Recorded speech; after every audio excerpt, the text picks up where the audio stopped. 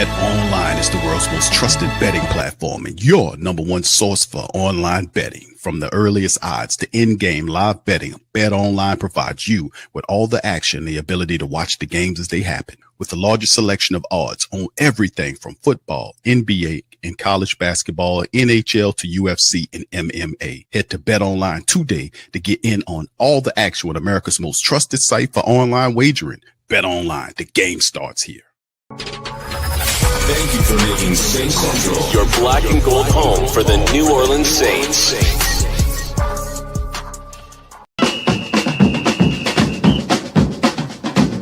Who that say they gon' beat them Saints? Who that? Who that? Who that say they gon' beat them Saints? Who that?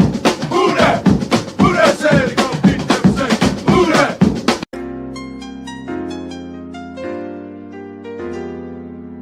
Yeah. Boogie like Benson, I'm a who that. I'm a who that. Long as I'm living, I'm a who that. Lose or winning, I'm a who that. Sports coma, yeah, this is where we do that. Where we do that, where we do that, where we do that, where we do that, where we do that, huh? Boogie like Benson, I'm a who that. I'm a who that. Sports coma, this is where we do that. Where we do that. Welcome, welcome, welcome. Somebody please better help. Running this thing like elf. Thank God every day I'm not a felt. Go to YouTube live with Big Q and the guys. If you ain't ride or die, the bandwagon get flipped. Been marching in, that was way for the ring. I was yelling out your shame for the championship. Bucking on town, duck down. Falcons, pluck, get shut down. Panthers ain't much touchdown. The vision really belong to us now. So much hate on the Saints, you could probably tell. Ever since Bounty Gate hit the NFL, when things seem fishy and you probably smell the crooked referees on Roger Goodell. Yeah, running like this and I'm a who that. Every day I'm living, I'm a who that. Lose or winning, I'm a who that. It's the sports coma, this is where we do that. Where we do that, where we do that, where we do that, where we do that, where we do that. Boogie like this and I'm a who that. It's the sports coma, this is where we do that.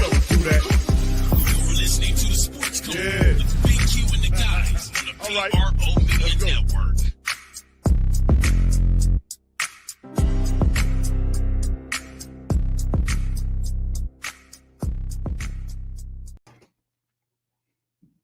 My goodness, man.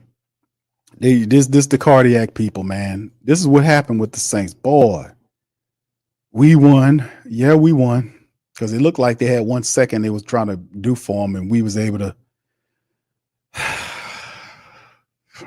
Goodness gracious. Why does it even have to be like this? Defense interceptions ain't played on the back end. Boy, I tell you, man, we got to get this together, man. We got the W, but my goodness, man. Come on. Goodness gracious, man. It shouldn't have to even went like this, but I'm glad we got the win. But goodness gracious, man. Goodness gracious. Shout out to the family members. The Saints get the W, man. Coach Rizzy looked like I don't know what happened to Rizzy. Rizzy kind of got jammed there, and I was like, man, Rizzy almost looked like he was about to, he was in a conniption fit or something. I don't know what was going on with Rizzy. You got to calm down, brother. I know you're excited, man, but you do that every game. We're going to need an interim coach for your ass. They're going to have to send out the cart for you. All right. But anyway, big ups to you guys. The Saints get the W. Coach Rizzy gets his first win as the interim coach. He's very excited. And we get the dub today, rather. The Saints stopped the snide. That's all I wanted to care about. We beat the Falcons. Number one, we stopped the slide of the 7-game losing streak, which is a promise. And they do leapfrog the Carolina Panthers because of the points that they scored. They had 227 points they scored versus the 167 as a collective that Carolina puts up, which means you flip-flopped. Carolina now goes to the cellar. You go to the third place. But before we're going to get into the super chat. Shout out to y'all with the super chats. Give me a moment. Let me go through the team statistics, fam, and then we'll kind of bounce back to that. As a Saints man, listen. Wow. Here's the statistics, right? We'll bring in Pops Q momentarily, too.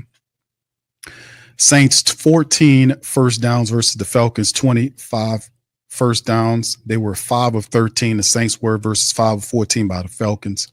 Total plays 73 to 52 advantage Falcons.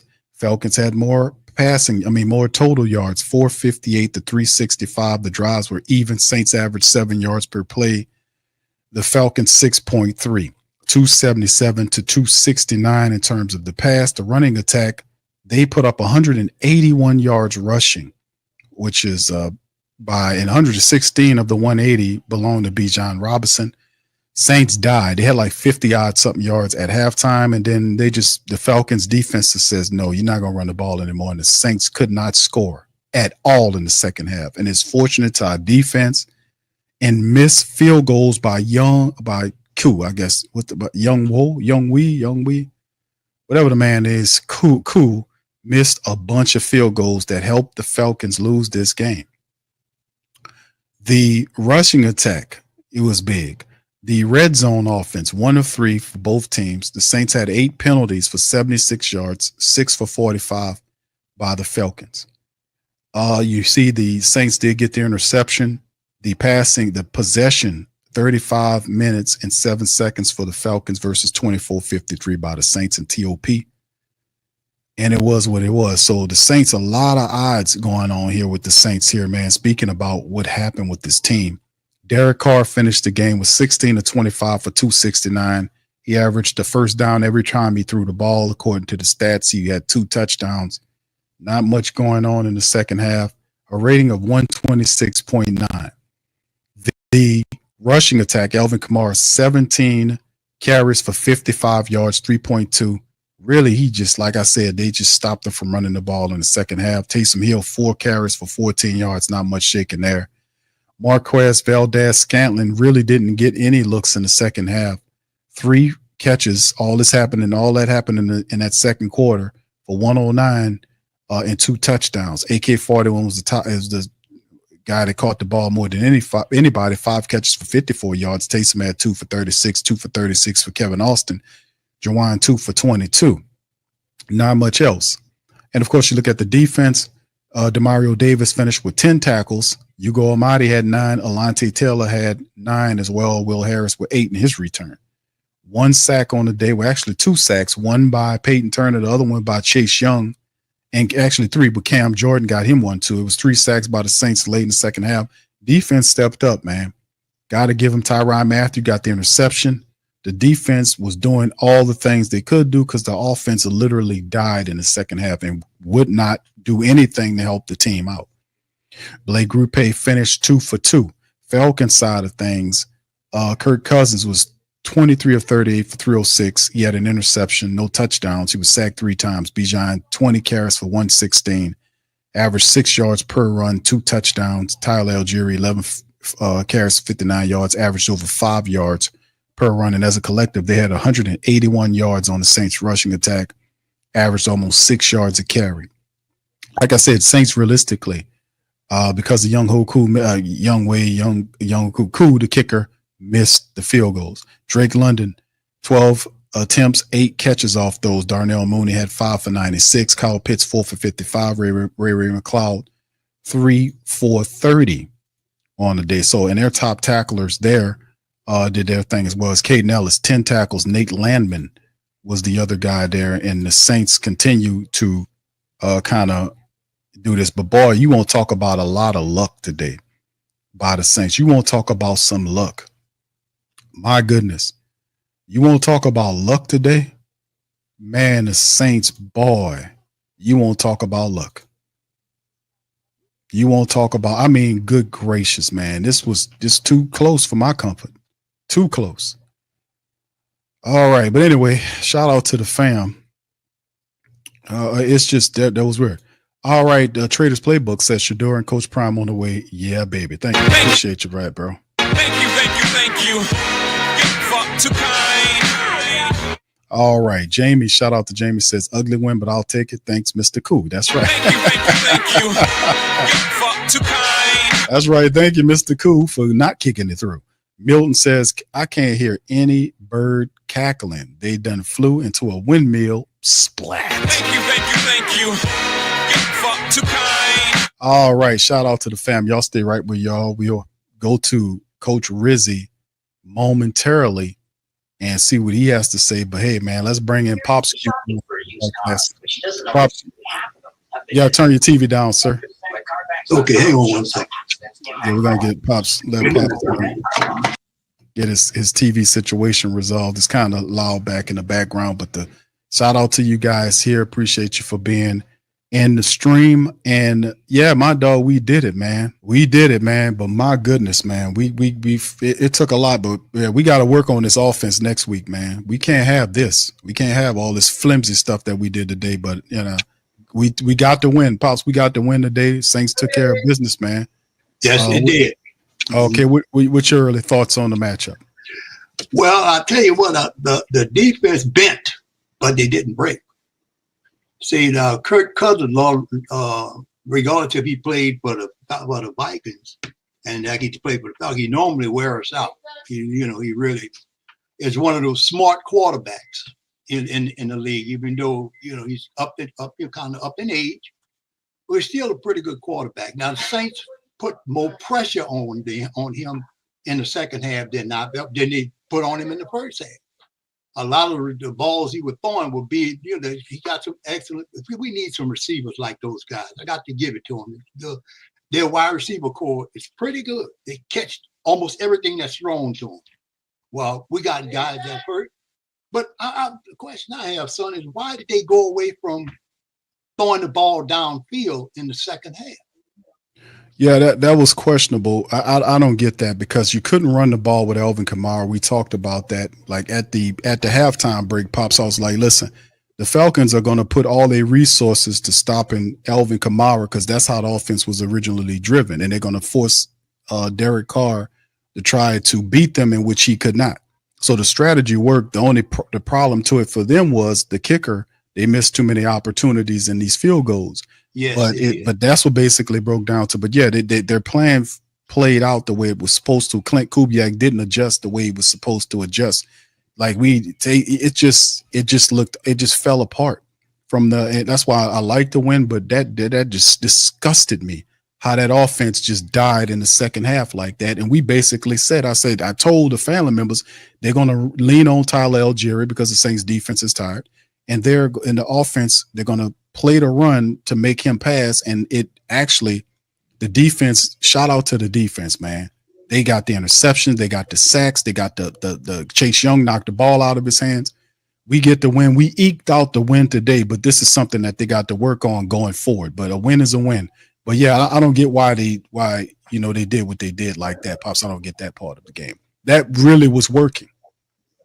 That's just what I couldn't figure it out. I mean, you try to run.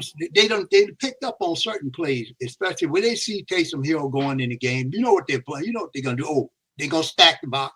They're gonna stack your line. And they know Taysom is gonna run with the ball. He's gonna run and try to, get yardage in the middle or maybe to the right or to the left. But Atlanta, they got a good coach there. That guy's a pretty good coach. So he figures these things out. He actually shut the Saints offense down.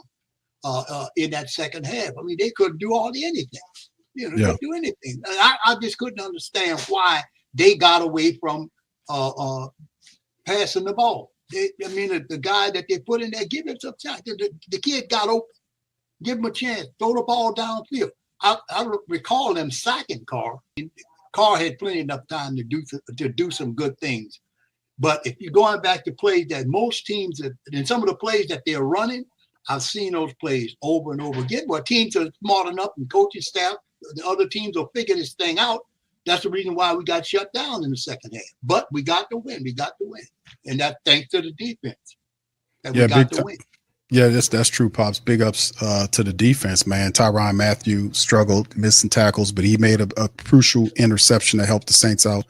Right. And it's just something to work on going forward against the Browns. Browns are next up in the building. The Saints need to just continue to they got to get that done. But the defense, man, was just out there for like 35 minutes of the game. They made some plays. They got the turnover. They made the sacks. And we have to play a full game. And the Saints stopped the snide. Now they're 3-7. So they split with Atlanta. They could not allow Atlanta to sweep them. They eked out this win, which is, we just have to clean it up moving forward. Yeah. All right. shout out to you guys being here. We're gonna keep talking. We know we're gonna bring up Coach Rizzy. Michael said I still can't see this roster making a run. Thank you, Michael. Appreciate you, man, for that, man. Thank you. Fuck too kind. All right. Shout out Jamal Moss says Q. Where is all them dumb Falcon fans on Bourbon Street celebrating before the game? Well, you know, hey man, I don't know, brother, but I know we it's a win, brother. You know, Thank you. Thank you, man. Fuck too kind. Yeah, it was one of these situations where, you know, we'll take the win, you know, against the Falcons any way we can get it, but we kind of we got to clean up some stuff going forward, no doubt about it. I do like the energy that the Saints played with. I like the defense wasn't as crisp as it was, but they were playing with a lot of heart out there, especially later on in the game, getting the sacks, getting the interception. The Kamara's running the ball half the game. So it's like offense played a half a game, really one quarter of a game, to be honest with you. They'll have to fix that. I'm pretty sure Coach Rizzy is going to talk about that in the post-game presser when he comes here. But yeah, Pops, a nice win by a good win to stop the 7-game losing streak, man. That's the bottom line, is that they're now 3-7 here. Yes. Now they got plenty of stuff yet to clean up, especially how to close out. They're similar to our basketball team in the fact that we get a good lead and we fail to close the game out. Today, and we just might as well put the cards on the table. Atlanta's kicker was horrible today. He missed 2 field goals, at least that I remember, 2 field goals. One of which, because he had he hit one of them field goals, we'd probably be in overtime.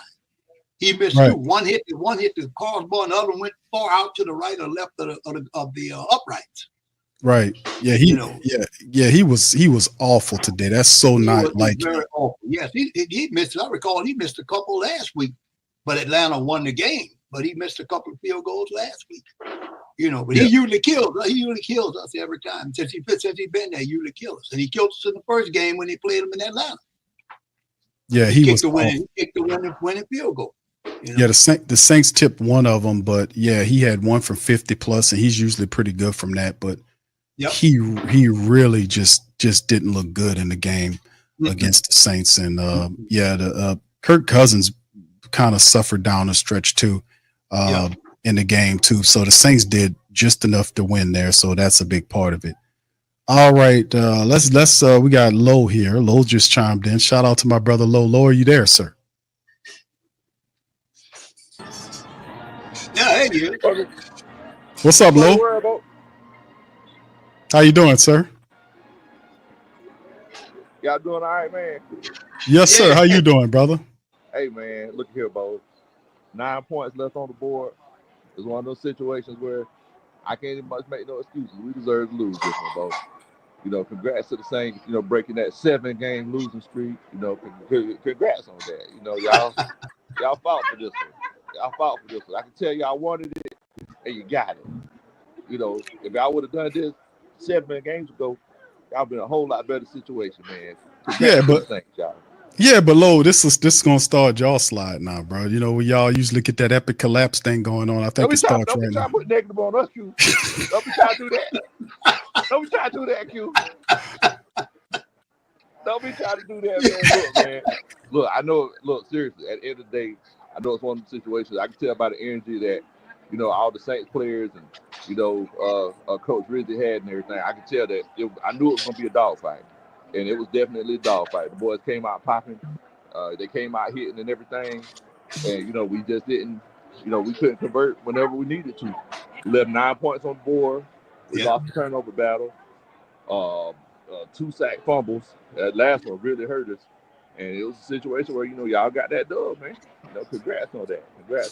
What was the reason why, in your opinion, Lo, why the team lost? Your team lost, brother. In particular, was it Young Hope? Was it Cool? Your kicker? I know defensively we came out real. I mean, just terrible. And like moving forward in the second half, we only gave up 3 points. But you know Valdes-Scantling, he torched us. He caught us off guard, caught us with our pants down. I feel like it was a situation where they must put some new packages in there just for him. And he had 2 or 3 real big plays that really hurt us. So I feel like those were like the turning points of the game. And then as far as defensively, Kirk Cousins, he was holding the ball too long.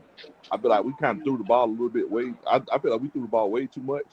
There were situations where it was like 3rd and 1, I think the second drive, and we tried to throw the ball to the sideline. We should have just ran it, and whatever happens. But that's how it goes sometimes.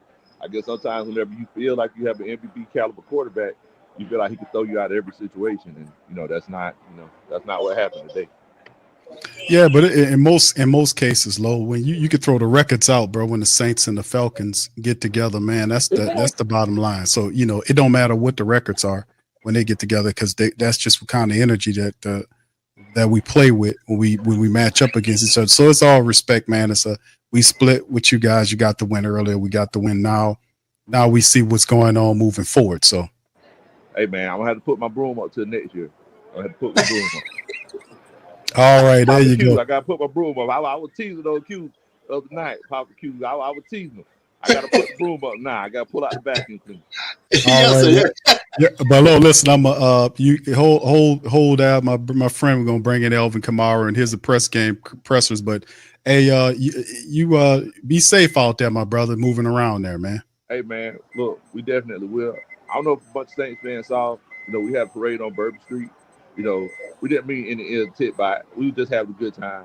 So for all the Saints fans, that's watching, that seen the videos of us out on Bourbon Street, we turned it out, but yeah, it probably would have meant more if you would have won the game too, Lord. That probably would have kind of helped out too if you'd have won. Look, everybody going back home. We had to do it while everybody was here. So we did it before the game last night or yesterday. So we had to do what we were gonna do, Yeah. I mean, at the end of the day, like one thing about Atlanta culture, like we might lose the game, but it ain't gonna stop a good time. Like we still finna get down now. Like don't I hear you, brother. I hear you, brother. Just keep on working on that, and y'all be safe, brother. We gon' holler at you later. Appreciate it, man. So everybody's watching, rise up. I don't care what kind of hate y'all got, y'all heart. That's right. Hey, Lo, I'm with you on that, brother. Rise up to fall down. Man, thank you, brother. Appreciate you, brother. All right, my friend. Thank you. It's AK-41, y'all. That in the locker room, and I just told everybody, speech. So I told everybody, I'm not one to really celebrate too many of my successes. I just keep moving, and keep my head down. But this one is special. It is special. It make me feel old. 1, 2, it just make me realize, how much ball I played, and how many people had a hand in helping me get here. So just definitely appreciative to my teammates, to the city. It's special to be able to be able to do it in New Orleans. Do it in one city. It's amazing. So I'm gonna cherish that one. Can you tell us about the moment when they recognized you and the audience kind of got an opportunity to celebrate you in that moment? You've been through a lot going into the season with contract and all injuries, all this stuff. What did that moment feel like? Yeah, I mean, like I said, it makes you you just put everything in perspective. Like it just made me think about everything that I've been through to get to this point. 8 years and being here and all the people that helped me and just it's special. What was the most important thing that happened for this team this week? Was it just energy? Was it bonding together over everything? Was it a strategy and approach thing? Man, it was a culmination of a lot of things. It was energy. It was a belief. I think we got some swag back. The preparation, details, the fundamentals.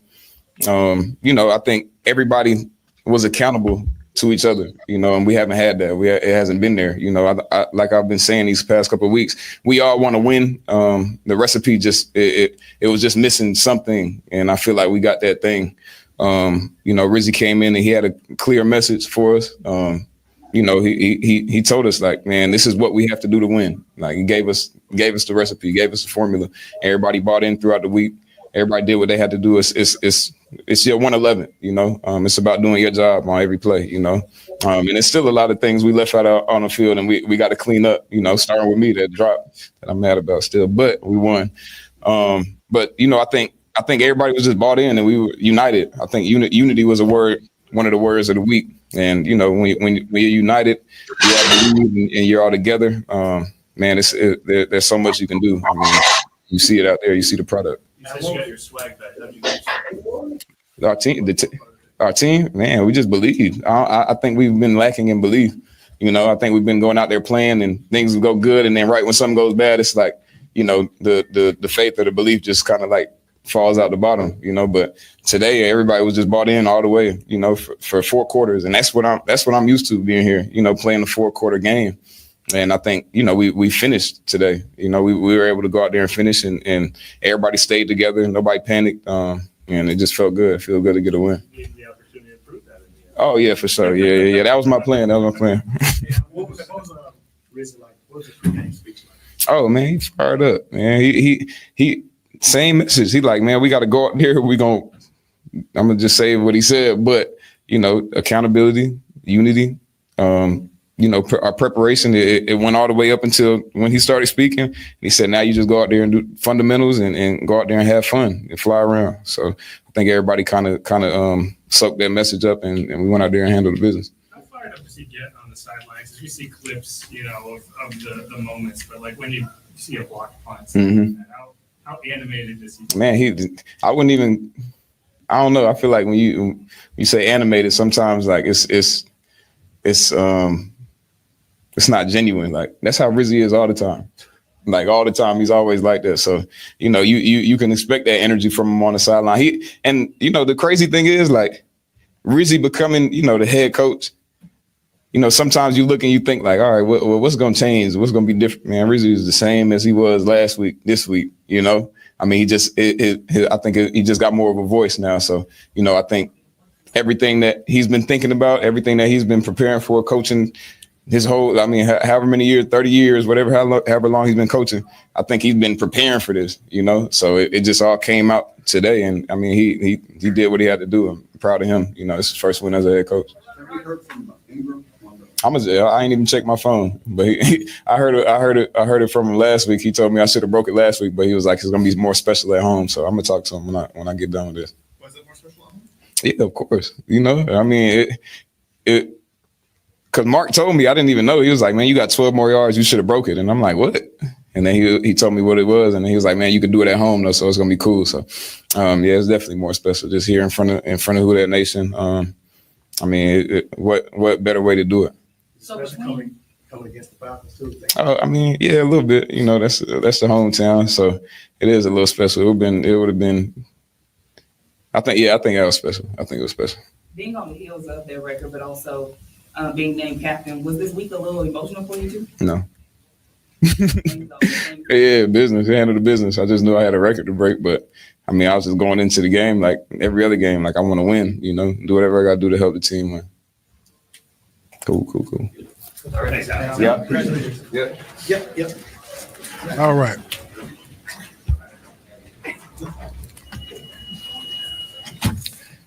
Well, before I take some questions, there's just a couple things I want to say. Number one, what an unbelievable week. As I said, you just said to the players, this doesn't happen. Today doesn't happen without complete buy-in from the building. Listen, you guys have all reported about the changes and all that, and that's all well and good. But the buy-in and the execution, the preparation, I just told those guys, nothing substitutes good preparation. And we had just such a good practice week. The guys really just, and I said it to you guys about the buy-in during the week. I sounded like coach speak when I was saying it, I'm sure, but that's why we won this football game. We won the football game because all 3 phases had great weeks of preparation, and we went out and executed. Listen, there's plenty of stuff that we got to get fixed. There's some takeaways. I thought our fans were unbelievable today. You know, you always worry, just generally speaking about, the team's not doing that good. You know, this city, right, is starving for some wins, and we were hungry. I know they're hungry, and we were hungry to give them one, and that was awesome. But think about how the crowd affected the game today. We had some offsides penalties down there in the red zone. The crowd was into the game, loud energy, and so we're going to get this dome back to where it used to be, and that was just that's the start. I do want to compliment Alvin on the club rushing record, just like I just said to the team. Anytime you use the phrase "all time," it's a big deal. And I know he's joking around about feeling old, but he certainly doesn't look old. He looks like the same guy that was being producing all these years. I thought a couple takeaways from the game. I thought Honey Badger's his interception at the end of the game is maybe the biggest play of the game. We started to lose momentum there a little bit, and not a surprise to anybody that's from this area and followed his career that he's making big plays and in big moments of the game. Another point that I thought was a big deal is we mentioned it during the week. We challenged the wide receivers, right? There's some wide receivers that weren't even on our roster today. They're making catches. Scantling, 2 huge plays. I kind of challenged him this week. Him and I were joking around all week about, having juice and having energy, practice great, showed up in the game. Guy like Kevin Austin. People don't even know who Kevin Austin is. Here's a guy that we picked up in training camp and practice squad from the UFL and just worked his ass off every day to a point where some of the veteran guys are like, man, coach, you got to give this guy a chance. And so, he stepped up. Ridgeway, a guy that wasn't on our roster initially, way back in training camp, he blocks a field goal. And so, just some really, really good stuff there. I couldn't be more proud. As I just said to the crew in there, the team, again, I've been around a long time, college and NFL a long time. I've never been more proud of a group, the way that they, handle everything. Because when things are uncomfortable, it's easy. It's easy to just cash it in, and no one did that this week. What happened at the end of the game? Yeah, I'm gonna tell you exactly what happened. I yelled at Peyton Turner with 30 seconds left because he's celebrating before the game's over. So I screamed at him, and so he's spraying water, and I ripped his ass, quite frankly. So when the game was over, he wanted to get me back. So he came up to me, and I wasn't looking. He jacked me in the back, and I got a history of stingers. So my left arm went completely numb. Literally went completely numb. So I'm sure the video has me like this. I'm looking at my thanks a lot, Peyton. So I'm fine. I just I got a little C5, C6 going for years from the old. Sound like the old guy, and I am. That's what happened. Gave me a stinger, for lack of a better phrase. I couldn't feel my arm, so my balance was screwed up. I'm fine. I never, and listen, all the other stingers I got in my life, at least I saw them coming. I was prepared for them. This one, I never. I mean, if I'm going to get hurt, holy cow. So when you grabbed onto him, that was you literally just trying not to fall. I was grabbing him like, Payne, are you effing kidding me? Right? I'm like, I'm happy too, but holy cow. So anyway, yeah, all good. Did someone present you with a game ball? I'm sorry? Did anyone present you with a game ball? Oh, they did. Derek made a nice little speech in there. I got a game ball, and I gave a game ball to AK. And as I said in there, AK's game ball is an all-time game ball. My game ball was a first-time game ball, but the entire building's getting a game ball this week. Everybody was phenomenal. Everybody, the support staff, coaching staff, front office, players, equipment guys. I gave the equipment guys more work this week, changing the lockers around, like everybody. It never heard a bitch, a complaint, never heard anybody, just everybody completely from day one bought in. And so the whole building is getting a game ball. But yeah, Derek made a nice little presentation there. Was that your decision to make Alvin captain? Was the team's it was. Came up to you? What was the thing about that? No, that was a coach's decision. That was my decision. I just thought, listen, I thought Alvin's presented great leadership all year. Think what he means to the city. Think what he means to this organization. Think about the way he's played this year. I just thought he's handled, the week very, very well, and I just thought it was the right thing to do. And he was, again, I mentioned it's easy to kind of just go on and do your own thing. Alvin Kamara might have been the guy that bought in the most of the whole entire team. And so when the younger guys and those guys see the leadership of the team, when those guys see that, they follow suit. I just thought it was the right thing to do.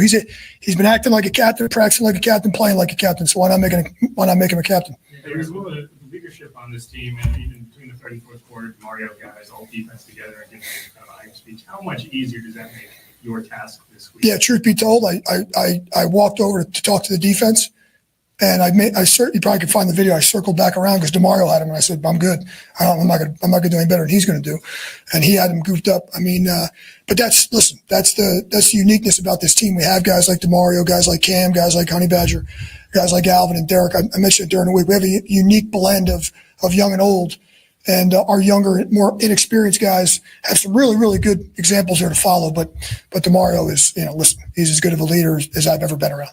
Yeah, I said last week it was your still a lifelong goal to be an NFL head coach. Just as goofy as this is, what does this feel like for you right now? Like, how good does this feel?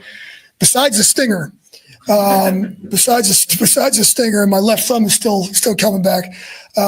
Besides that, it was awesome. Listen, you guys know me; I'm a pretty open guy, so this is how my day started. I get down here to the stadium, I get down here to Superdome, I go in the head coach's locker room, which I've never used before, right? So here I am early in the morning. I go to the bathroom, and this is how my day started. I clogged the toilet, and I'm like, "This is going to be a crappy day," pun intended. And so listen, I'm like, "Okay, this is not really a great start to the day. Here we go." And so, I'm not really feeling like a head coach of an NFL team right now. So I'm like, "Really? This is really how we're going to start my day?" So, but listen, there was moments during the game. I'm so wrapped up in my routine. There was moments today where like I'm almost forgetting. I'm just going through my routine, and I'm kind of forgetting that I'm the head coach a couple of times. All true. And so I thought our staff did a great job. Phil Galliano, Marwan Malouf, awesome job with the game management, kind of helping me through it. I thought Clint and Joe called a good game. Listen, there's plenty of stuff to get corrected, but yeah, listen, it's certainly a little surreal to see how happy the players were in the locker room. The celebration was awesome. You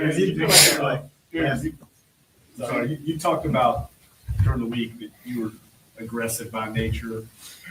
Did you come into this game wanting to intentionally be aggressive? I mean, even for Yeah. too early. Yeah. I thought we had to set the tone early on, and that first drive, in my mind, if we were going to get a 4th and 3 or less over the 50-yard line, in my mind, we were going for it. Kind of set the tone, set the example. Listen, it didn't work out. We left some points there on the board, but I thought at that moment, I think it was 4th and 2 on the 5-yard line. I thought the worst case scenario, we didn't get it. We had them pinned back. We got the ball back at pretty good field position there after the punt, so it all worked out. But yeah, no doubt. I mean, listen, that's what my message to the team was. My mission to Joe and Clint was, hey, we're going to be an aggressive play calling. Listen, it didn't work out there at the end. We got the incompletion with Alvin, but listen, that was a great play call by Clint. I wanted to be aggressive. I didn't want to just run the ball one more time and punt it back. I wanted to be aggressive, and so in the beginning, right through the rest of the end of the game, that was our mentality all the way through. And you talked earlier about, you alluded to the city being starving wins. Can you kind of put into context what the week has been like in the past 7 weeks of a losing streak in the NFL, and then to be able to kind of finally get over the hump today?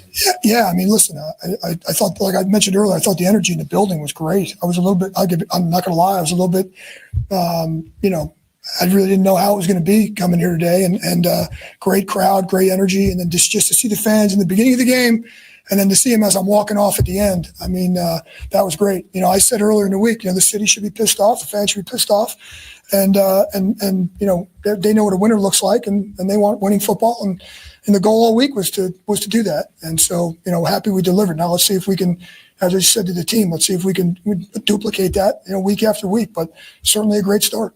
You talked about the football gods were on your side today, especially since coordinator. You get to make your 3 field goals. Yeah, well, Youngway kicked our ass in the last game. He was lights out, and I briefly talked to Youngway before the game. Him and I are from the same area. Our 2 high schools are rival high schools up in North Jersey. So I've known Youngway a long time, and I was busting his chops a little bit because he was lights out the last time we played him down there in Atlanta. He's a great player.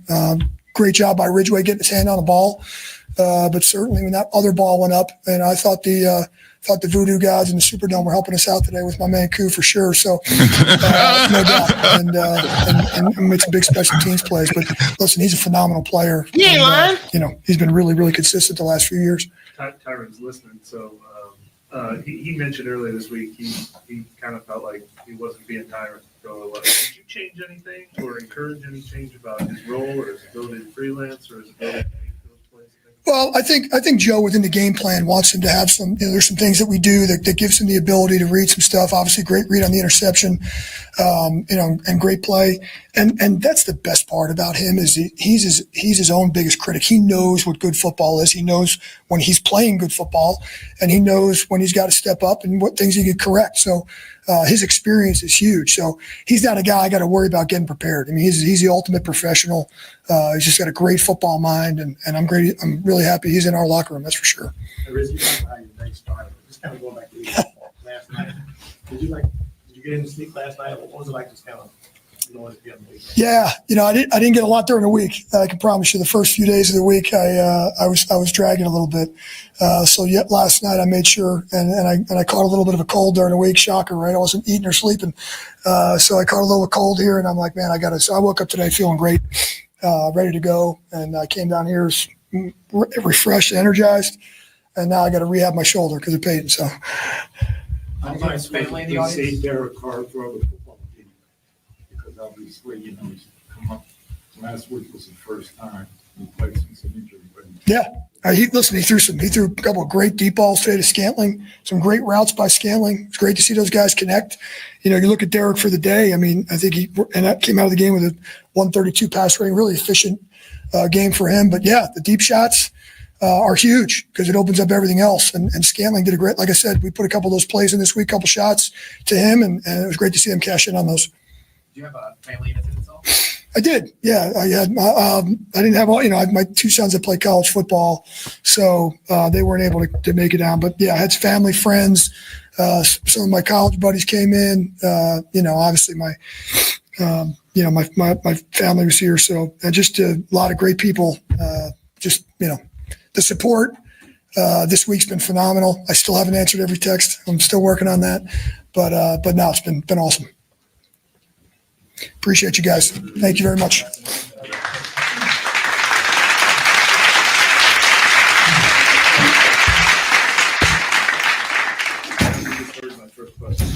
mean, did anything change with your role, with your approach, with what Joe encouraged you to do or anything? Nah, pretty much the same old, which I enjoy doing it. It's a good defense, it's a good scheme. But every now and then, you itch to make more than just tackles. You like to touch the football every now and then. But one of those on that play, I was able to get to it. That's it. Well, I kind of knew it was in like a double stack look, so I knew it wasn't really anything like vertical outside of like the digs. Like it wasn't going to be anything deeper than the dig route. And so I kind of just set at 15, and once I kind of read the route, I just tried to get to the catch point, before he did. You almost got one in the first half, didn't you? Correct. I think if it was a little bit higher, probably caught that one too. Yeah. Did you feel a little bit? I mean, as two, you got super close to. Did you Yeah. feel different to that? Well, no, I think, just kind of, watching the season. Obviously, I haven't touched the football a whole lot, this losing streak. And, just kind of going back, through the catalog, we played those guys that first game. It was a lot of digs. And I think Kirk Cousins, too, he's comfortable throwing that route when he needs to play. And so, that was just one of those situations where, I was in the right place at the right time. This team might have two running backs who are as tough to tackle as any in the league. Atlanta? Yeah. For sure. You guys did that throughout the day today. Yeah. Big point of emphasis, was that a result of the buying and energy everybody's been talking about? Well, I thought, a few plays there probably could have been a little better, a little tighter. But for the most part, man, like everybody was dialed in. We pretty much knew what we were going to get, all game from those guys. And, they love running the stretch. They love running the toss. You know what I mean? And so we knew it was going to be we knew it was going to be have to set the edge. And, everybody else from the inside out just got to run and hit. How big of a relief is it to finally get a win after 2 months? Yeah, I mean, it's tough, man. Obviously, man, we put our all into this, and you never sign up to lose 7 games in a row. Sometimes it happens. I think more so I'm just proud of really our team and everybody in our building. Even Riz, man, I thought like his whole approach to this week. I thought he really set the table. He set the tempo. And we didn't really feel like we were at a disadvantage. I think collectively, I thought we all went into this game thinking like this is about to be one of those games where we have a good time and we win. And so that was really like the preparation throughout the whole week, just trying to find a way to win. Now, there is like just during the big game leading up to the game? What was it like? Riz is actually calm, cool, and collected, before the game. And, obviously during the game, it's a lot of highs and lows, and Riz is usually on the high side, you know what I mean? So, yeah, man, it's fun. I think, obviously, playing for a coach like that can kind of keep your attention, right? Like keep you focused on what's at hand. I think that's a big deal. He ain't lying. Earlier in the week, you said that you feel like you hadn't been yourself kind of the last 2 years. Right. Talk, boy! I mean, honestly, man, like this is a new scheme. It's a new system for me. Like I've never played in the post. You know what I mean? So it's like there's certain angles and different things that, obviously, I put in a lot of work, so I feel comfortable doing it. But, every now and then I like to be myself. You know what I mean? But no, it wasn't too much to that. You know what I mean? Anytime more like yourself today? I think anytime I touch the ball, you know what I mean, I feel like myself for sure. That was one on your mind when Alvin dropped the pass and he goes up the other. Man, you know what? That's kind of been our season. I remember Riz kind of coming in, throughout the week, and he was kind of challenging us that, something bad was going to happen. Like something's not going to go our way. And, I'd probably say if that was 3-4 weeks ago, I don't think we would have got that stop, at the end of the game. So I think that's a little growth, from us collectively. And, obviously, man, like Alvin has made so many plays in this league, you know what I mean? It's kind of hard to kick him, you know what I mean, when he dropped one. So it's really on to the next play.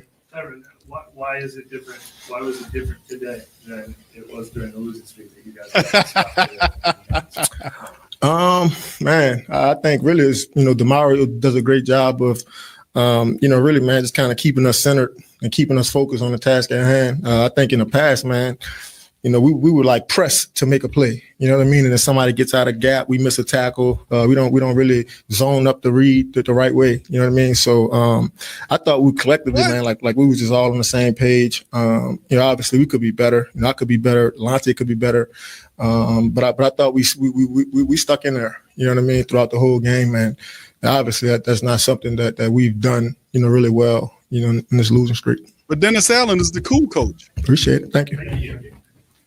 All right. Talk, boy!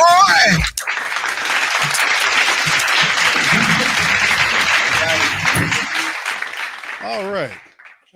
Hold on there. Hold on now. Well, Dennis Allen is the cool coach, though. I mean, you wasn't gonna get it a few games ago, but DA is your boy. I thought he was your boy. I guess, boy, shit turned. Pop, shit changed when people get fired, though. Man, I tell you what, you've been expecting to rock with me. Look at that dude. Oh my goodness, shit changed when people get fired. Because people start really speaking their mind, how they really feel about something, isn't it? Like but you anyway. say, he'll show up there by Peyton out there in Denver. He'll show up over there being defensive coordinator. So he'll find a job. It just won't be with us no more. Oh man, but listen, shout out to Tyrann Mathieu. I've been lighting his ass up lately because he was doing all that soft shoeing, but now he's starting to tell the truth. Now you see that? Mm-hmm. But anyway, big ups to him today. He made the interception. He played a pretty decent game out there. Interception was a very big play by him. But the Saints defense, man, I got to give him a big credit for this game because it was really the Saints defense that really kind of sealed the deal right here for the team and made it pop. But anyway, Pops, let me, you got one more interview we're going to put up. Derek Carr about to speak up here. I wanted to give a quick shout out to the career rushing leader, Mr. Alvin Kamara, man. We're going to come back to this momentarily. That's it from Derek Carr for the rest of this post game. Here we go. Stuff this week. So shout out to my dad. That one was for you. I know he's probably watching this right now. He's doing good, but Dad, love you, man. That was for you. So thank you. What kind of game like this do? Hopefully just give us confidence in our process and give us confidence in the way that we go about our business. When things don't go right, when a coach gets fired, everyone feels that because we all had a hand in that. It's football. It's not just one person, but we know how that goes. And so it was an emotional week, but I was really proud of our guys that, we flipped the switch and compartmentalized and just went to work. So thankful to get a win against team leading our division, and just what a difference a week makes, right, for us. So hopefully we can continue to do and build on it. But we'll have definitely some corrections. But to get this win, I know it felt good for everybody in the building, and give us hopefully some confidence going forward. What was it like throwing to MVS?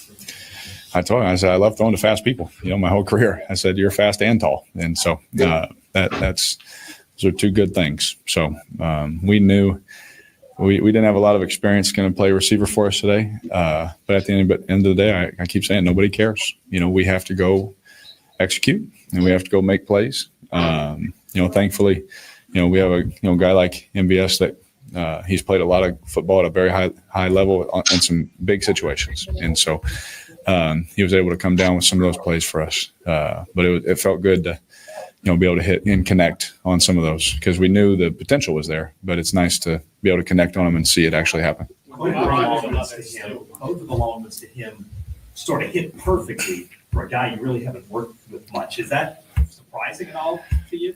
I'm just thankful, I'm thankful they hit, throwing to those fast guys. I tend to just see where they're running. And Coach Olson always told me judge angles and speeds, whether it's walk through or full speed. And, that's how you work on accuracy. But thankfully we were able to hit them in stride. Everyone would have been, that's the thing about those plays. If you don't hit them, it's like, oh, well, they haven't worked together. And it'd probably be true, but thankfully we hit them and they ended up being really big plays for us in this game. But that's, he's a veteran, I'm a veteran, he knew the landmarks, he knew where to run.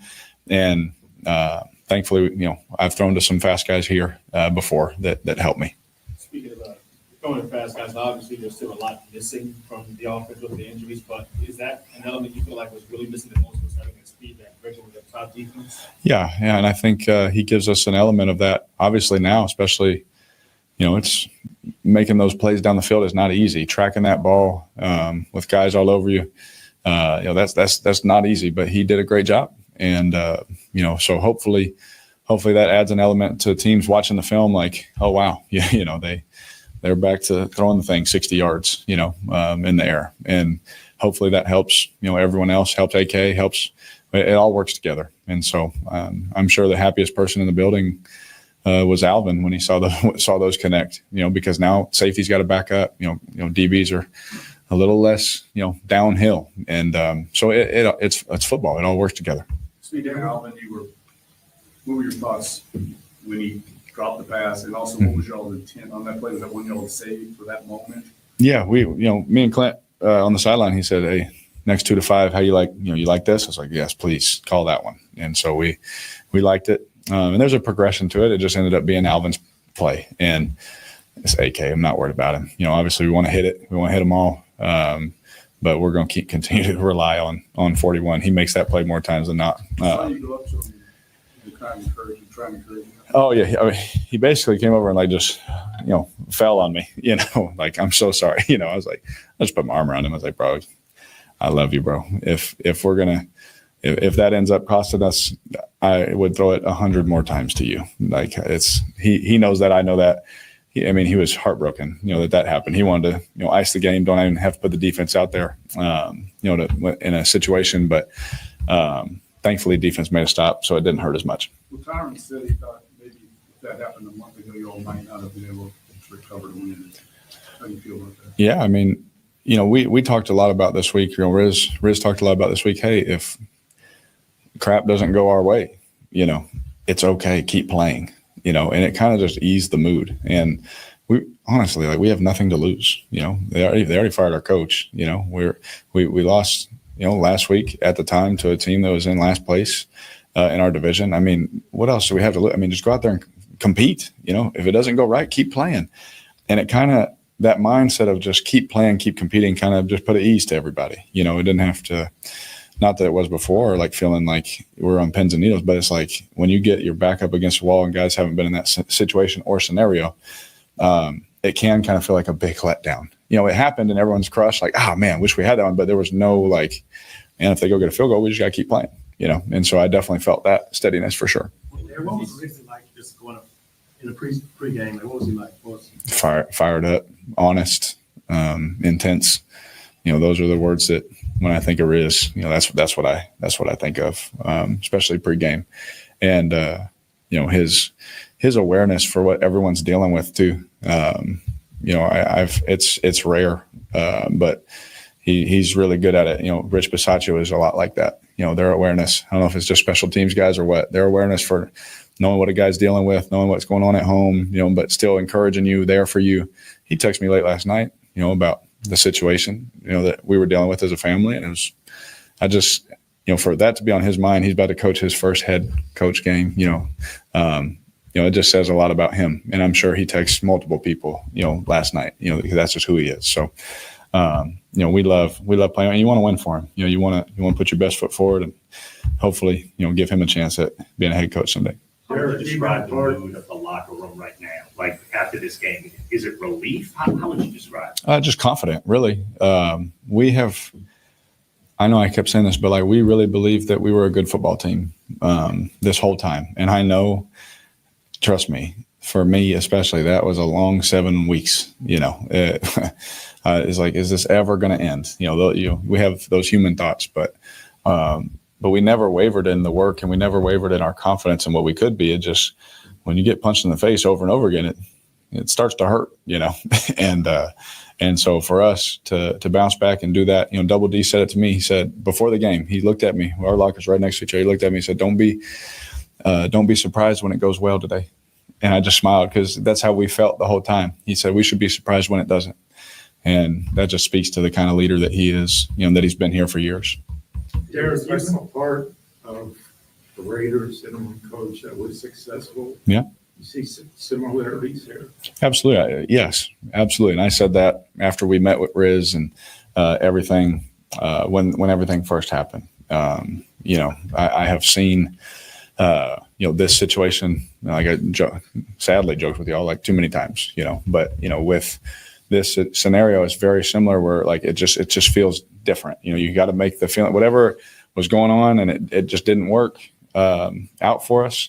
The next guy, when I see it successful, is when it just feels different. And Riz did a great job of changing the environment and just how it felt, to just really just to give guys hope again, give guys hey, we got this, that kind of feeling. And Riz reminds me a lot of the situation with Rich, Rich Bisaccia is one of my favorite men in the world, and he's one of my favorite coaches I've ever had. And so I can't put Riz there yet. We're one game in, but I do love playing for him. And then we also, in this scenario, I thought of the same thing. I was like, AK deserves to be a captain. The way he leads, the way he is, the way him and I communicate, and Eric, pushing the guys, talking in front of the guys, all that kind of stuff. I was like, he deserves it.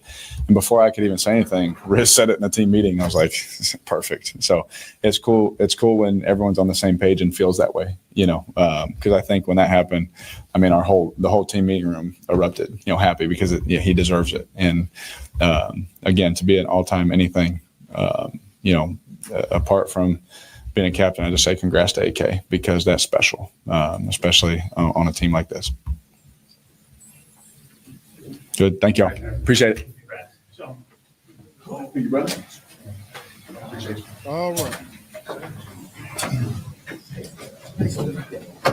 right. All right. Shout out to the fam, man. Appreciate y'all for being in the stream. That's Derek Carr chiming in on his post game thought process as well. He did his thing today.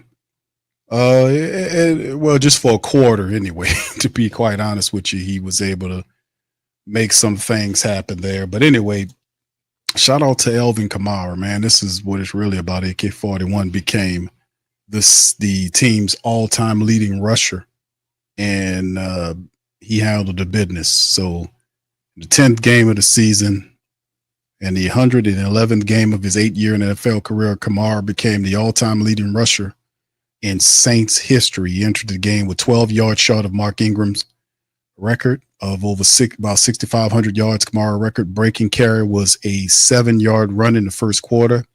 He's his second carry of the game. So he did it, entering the game as the Saints all-time leader, and he's the Kamar is all time, all world, man. He is the all-time leader in touchdowns with 85. He's the rushing touchdown leader with 60. Rushing attempts at 1465. Yards from scrimmage with over 11,000. All-time purpose 11,739. And he's run for 660 yards and 6 touchdowns on 150 carries, and he's caught 46 passes for 367 and a touchdown in his first 9 games. He topped up 100 yards from scrimmage in 6 games. So Alvin Kamara is never, out of all those illustrious things that he mentioned, he's never had a 1,000-yard rushing campaign in a single year. With 660, we're hoping that Alvin Kamara gets that. With the games with good health, he should be able to get that 1,000 yards. So that's big for AK-41 today. Congratulations to him for becoming the Saints' career rushing leader, and he just owns just the all-world everything player that Alvin Kamara is. And also, there's a poll question going on right now in the chat here for the family members. Over 100 people have already voted on the poll. Name your player of the game. Who is your player of the game? There are 4 options: AK-41, Derek Carr, Tyrann Mathieu, and MVS Marquez Valdes-Scantling. Right now, Scantling is leading the poll. 56% of the pollers says MVS is their player of the game. So big ups to you guys. Appreciate y'all for being in here. We'll get some more breakdown from the family. If y'all have any questions, throw them in there. Let's get some shout out to the family member with the super chats and cash apps. Digideni says, I guess the Falcons fans are rising their butts up out of the city right now. We brung in big.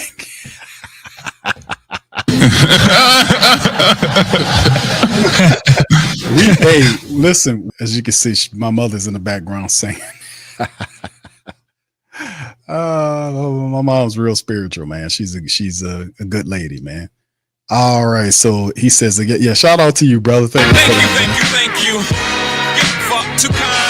Thank you, Digi Denny, man. Appreciate you. OG to the 3rd degree says Q needs your best Rizzy impersonation. I can't do the Rizzy yet, bro. I gotta listen to him. He's very raspy, bro. I promise you. I gotta listen to Coach Rizzy a little bit more because he's very raspy. But once I listen to him a couple of times, I'm gonna get it because he's it's a lot of husk and raspiness. Oh, we gotta have that type of stuff. I'm gonna get it though. I'm gonna get it, y'all know. Yeah, we gotta get it. I'm almost there. I'm gonna get it. But that's you're pulling my toe up here. We gotta. I'm gonna get it. But that's the best I got right now. Thank you. All right, thank you, bro. And shout out to Muse, man. Muse sent the cash app, man. Shout out to Muse. With her, hold on, let me see if I can get her on here. Yes, she says, for I needed that win. Shout out to Trinity Montoya. Shout out Muse. Appreciate you as well. Thank you. Oh yeah. That raspiness. That's him. That raspiness that Coach Rizzy that he talks with. I'm gonna get it. Y'all know I'm gonna get it.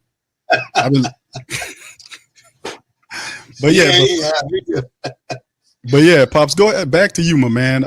Let's kind of go over this thing here, man. With what we seen that happen with the Saints. Go ahead and give me your breakdown on the Saints win, and can we keep this thing moving along, man? That's the big thing. Saints get the win. They stop the slide. Very gutty performance today. Coach Rizzy gets his win as the first interim win as the coach. The Saints are now 3-7. They're 3rd now in the NFC South. They are 1 game behind the Tampa Bay Buccaneers. The Buccaneers are 4-6. Saints are 3-7. So if the Bucs slide and keep sliding, the Saints with another win could eclipse, kind of move a little past. Right now they own the tiebreaker with the Saints, but they're 1 game better. But beating the Falcons and knocking them down could be something. So let's hear from you, Pops. Well, they all they got to do is play with the fire and intensity like you had in the first quarter, and they played an up tempo game in the first half. The game was up tempo. It's like quick. They were doing things, and I think they kind of caught the Falcons off balance. And then they changed up some of the play calling also. They wasn't that run, and then try to pass on third down, where teams started to prepare for that type of situation. So he was able to make some yardage. He was able to get the ball downfield a little bit, although I'm not impressed on what they did in the second half, because they allowed Atlanta to kind of claw back into the game by going back to some of the older stuff that they had been using in the previous games. But if they can continue to play with the fire that Coach Rizzy is putting in them, they can move forward. I don't know if they can beat the Cleveland Browns, but right now, if they play the way they're playing, I wouldn't put it past them that they could beat Cleveland. I don't know what Cleveland's record is right offhand, but I know, the way they're playing right now, the way the Saints are playing right now, yeah, they got a good chance to win the game. But we can't have turnovers. We can't have slow plays. Got to be able to, in other words, everything also depends on the quarterback. So Derek Carr has to make better decisions. You can't just, take Taysom out the game in the second half like they did. They did that last week. Why is Taysom not getting more playing time in the second half? They can let him stay on the bench, rest himself up, and then put him in there, in crucial situations, and give him more playing time, and especially in the second half, as we try to hold on to leads that we might get. See, so if they can continue to do that, we can continue to get the kind of plays playing like we did today, the plays that are executed really nice today, then we have a chance maybe to get on a little run. We might even have a chance to get on a little run. I'm hoping that we can do that, especially if Coach Rizzy keeps the fire in them. It seemed like they didn't have any fire when he was playing for the Raccoon Man. So the only other thing is, I'm really hoping that they would, that they can keep the fire, keep the fans interested in the game. To make some plays that make watching the team worthwhile. People spend a lot of money, so to get in those games, to pay to go to the game. So I'm hoping they can continue what they did today. Because I believe, be honest with you, I don't think nobody expected them to beat Atlanta today. Because Atlanta had all the momentum going. I think they had won 3 of their last 4, something like that. So they were really playing well. Yeah, for the Saints to literally stop and I called it because the Saints had their back up against the wall. They could not afford to lose the game. They're prideful enough to not allow the Falcons to sweep them on the season, and that would have been disastrous. That would have basically put the Saints on the outside looking in. This way, they still have a chance. Now, it's a long chance, and all they can do with Coach Rizzy, who has all the passion and the motivation to keep these guys motivated going forward, because you got to have a ton of that. And he definitely has that. He has a ton of energy and passion, and you can see him during the game. He was running up and down the sidelines, talking to people, talking to his special teams guys, talking to his coaches on that first drive. When the Saints were 2 off from a first down on that, 2 off for a set of first downs on that 4th down, he ran up the field and told Clint Kubiak, "Go for it." Now they didn't get it, but he was empowering, he was involved, and that's something I think a lot of the people wanted to see. And then during the press conference, he's very transparent, and he's a very likable guy. Now he's raspy as hell. I'm gonna get the voice. I'm gonna work on that, and I'm gonna get the voice and get that down here. But I got the raspy part of it. Like you hear him saying, "Pops," he was talking. He was like, I got some of that going on, so we're gonna just gotta tune it and tweak it a little bit. And I'm gonna get him. I'm gonna figure it out. Y'all know I'm gonna figure it out. Y'all know me. All right. So yeah, this is. Hold on now. What the hell are you doing? Hold on, goddammit. I'm tired of that. Hold on. Rizzy, he's the guy. Glad I hired him. See, hold on now. He's the guy. He got. Yeah. Yeah, oh yeah, I meant to hire him. Yeah, that's what I was doing. Yeah, okay, Mickey, I hear you, Mickey. All right, but yeah, this is very interesting win, man. Like I said, shout out to Coach Rizzy, man. Getting a big win, stopping a 7-game losing streak, beating the hated rival Falcon Club, and the Browns. I know we got 24 hours to enjoy the win before we get back to business. We got one more game before the bye. It's against the Cleveland Browns. Coincidentally, the Browns are 2-7 as well. Pops, they're 2-7 in club. Okay. They lost to the Chargers. Jameis threw 3 interceptions today. He had 1 touchdown, so he struggled in the game. But when you have Jameis coming back here, he was down here for a while, and he's going to bring something with that moving into the season. So that's the next matchup. The Saints play hard. They'll have the bye week to go and reassess and come out of the bye week against the Rams, I want to say. So if you look at it, the Saints might have, if they really step it up, because offensively speaking, they need to get right. Offensively speaking, they had 1 quarter in which they just scored 17 points, and then the rest of it, they just couldn't do nothing. They couldn't adjust anything. But basically what it did is show teams how you beat the Saints until the Saints can get downfield. They need more out of their receivers. Marquez Valdes-Scantling had a really good game in the first half. He disappeared in the second half. And I couldn't understand, was it the play calling that didn't give these guys a chance? I mean, they didn't open the passing game up. They wanted to run the game with Alvin, or they would pass under. And I'd like to know why these guys don't run full open routes. Like, they have little turn-ins and hook talents, but they never run for enough yardage to get to the ball could get to them so they can catch so that the quarterback can throw it. When they get thrown into the ball and they don't get out far enough, the cornerback or safety would tackle them right there and they don't get the first down. Why don't they run past the first down and then try to make the catch? I don't understand. It's only a yard or two sometimes. And I don't know if that's a play calling or what it is, but it hardly ever works. Yeah, that was the game plan, though. And we talked about it in the second half. During halftime, actually, before the second half started, we talked about what the Falcons was going to do, and they basically did what we talked about in the second half. The adjustments, what they were going to do. There was nothing surprising about what they did. We said that what was the game plan, and I basically said the same thing, that they're going to put resources to stop Alvin Kamara in the second half and force Derek Carr to beat him. And if it wasn't for Koo, the kicker, that they would have won this game today, because he missed. He was 1 of 4 today. The Saints got a partial block, and this guy just usually he has enough to beat you. And he was 1 for 4 today. We don't rarely see such a kicking performance by Koo, because he's one of the best in the game. He is. And the man missed. He went 1 for 4 today. That really helped us out big time. Now, Lowe came on. Shout out to my brother Lowe. He came on and he talked about Kirk Cousins' decision making, which was in the throws that he was making. It wasn't all that, but Kirk Cousins wasn't really, harassed like that in there. The Saints really didn't get after them until later on in the game when they started. They just pushed on through and got those sacks, and then the interception by Tyrann Mathieu. But the defense did what they were supposed to do. Offense almost gave it away. So we got some stuff to look at in terms of the film to clean up. Yeah, they were looking good running the ball, but the Saints got to go into their bag. I don't know. They got to figure something out in terms of the wide receivers. Scantling showing you that he can get involved. The Saints really need to focus on that. What are your thoughts on the wide receivers, Pops, what they need to do in terms of helping and improve that situation? Unleash them. Unleash those guys. Let them get downfield. The offensive line need to give Derek time to throw the ball.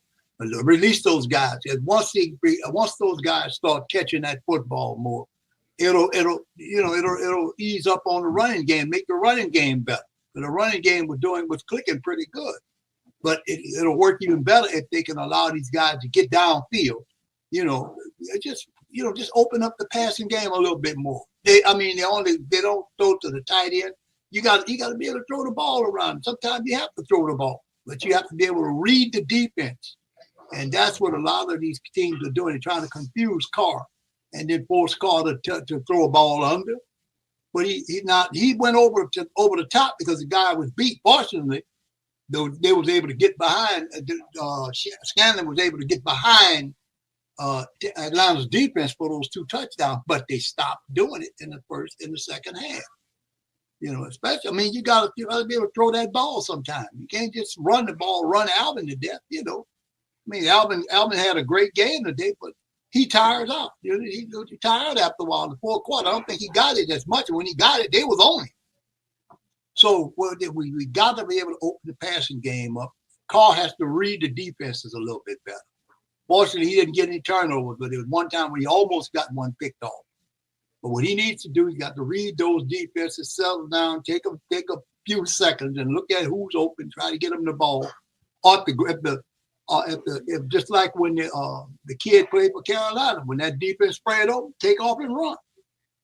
Which he did run once or twice. Okay, he can do that more often. It would open the offense up to a running quarterback. See, he's not generally looked at as a scrambler, but he got to change his own narrative.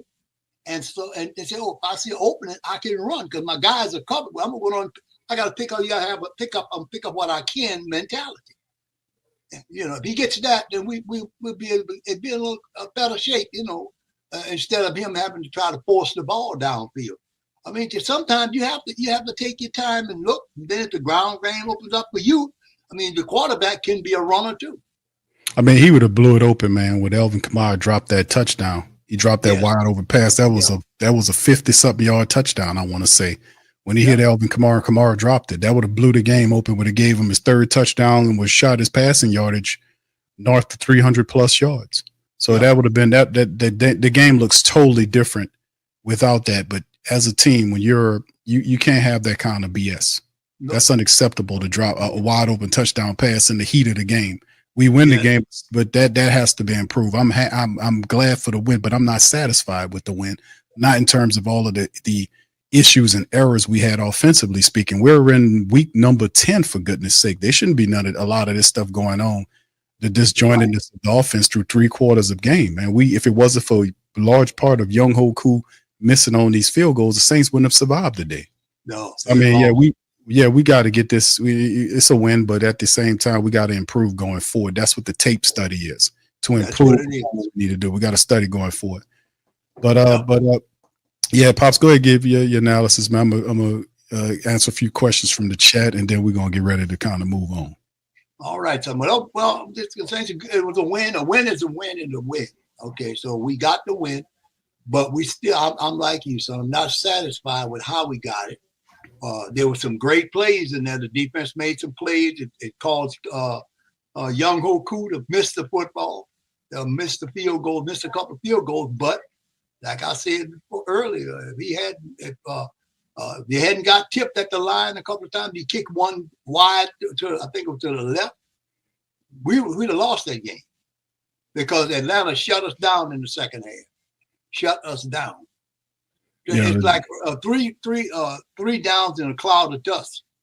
I mean, you can't just keep running somebody without trying to change up the narrative of the offense. You have to change the narrative sometimes. Throw the ball downfield. Take a chance to throw the ball, especially watch your guys, watch who's open underneath, and then try to, in other words, loosen the defense up so they don't tackle your guy that you're dumping the ball off to. He couldn't get the ball downfield. And that's something got to change, Yeah, that's true. One of the family members mentioned the Saints should hold tryouts for wide receivers next week. That wouldn't be a bad idea, to be honest with you.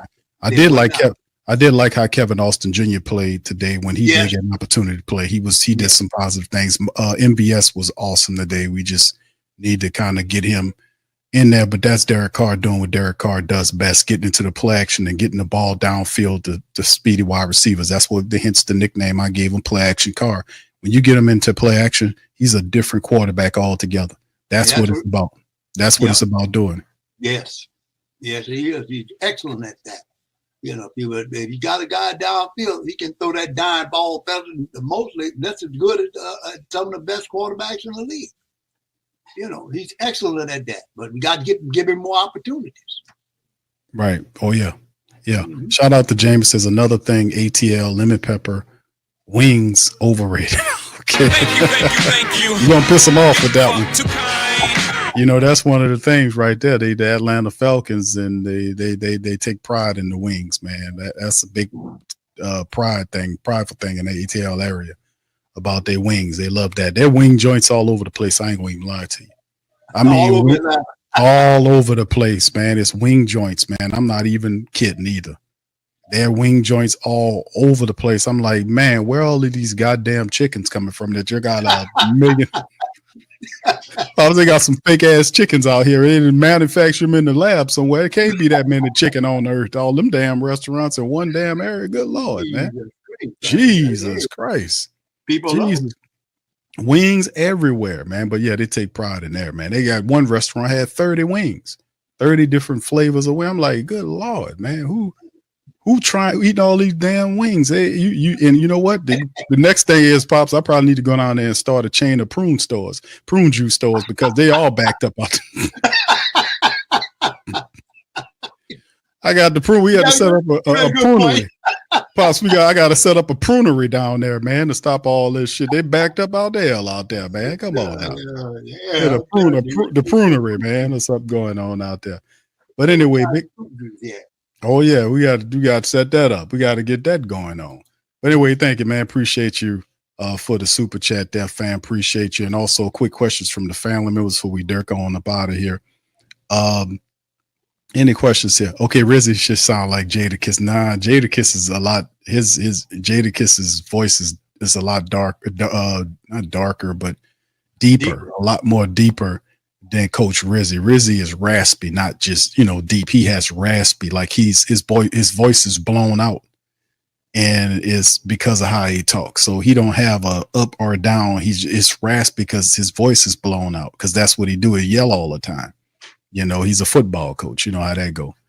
All right, Can You 2U says MVS shouldn't have been on the street. He had a choice.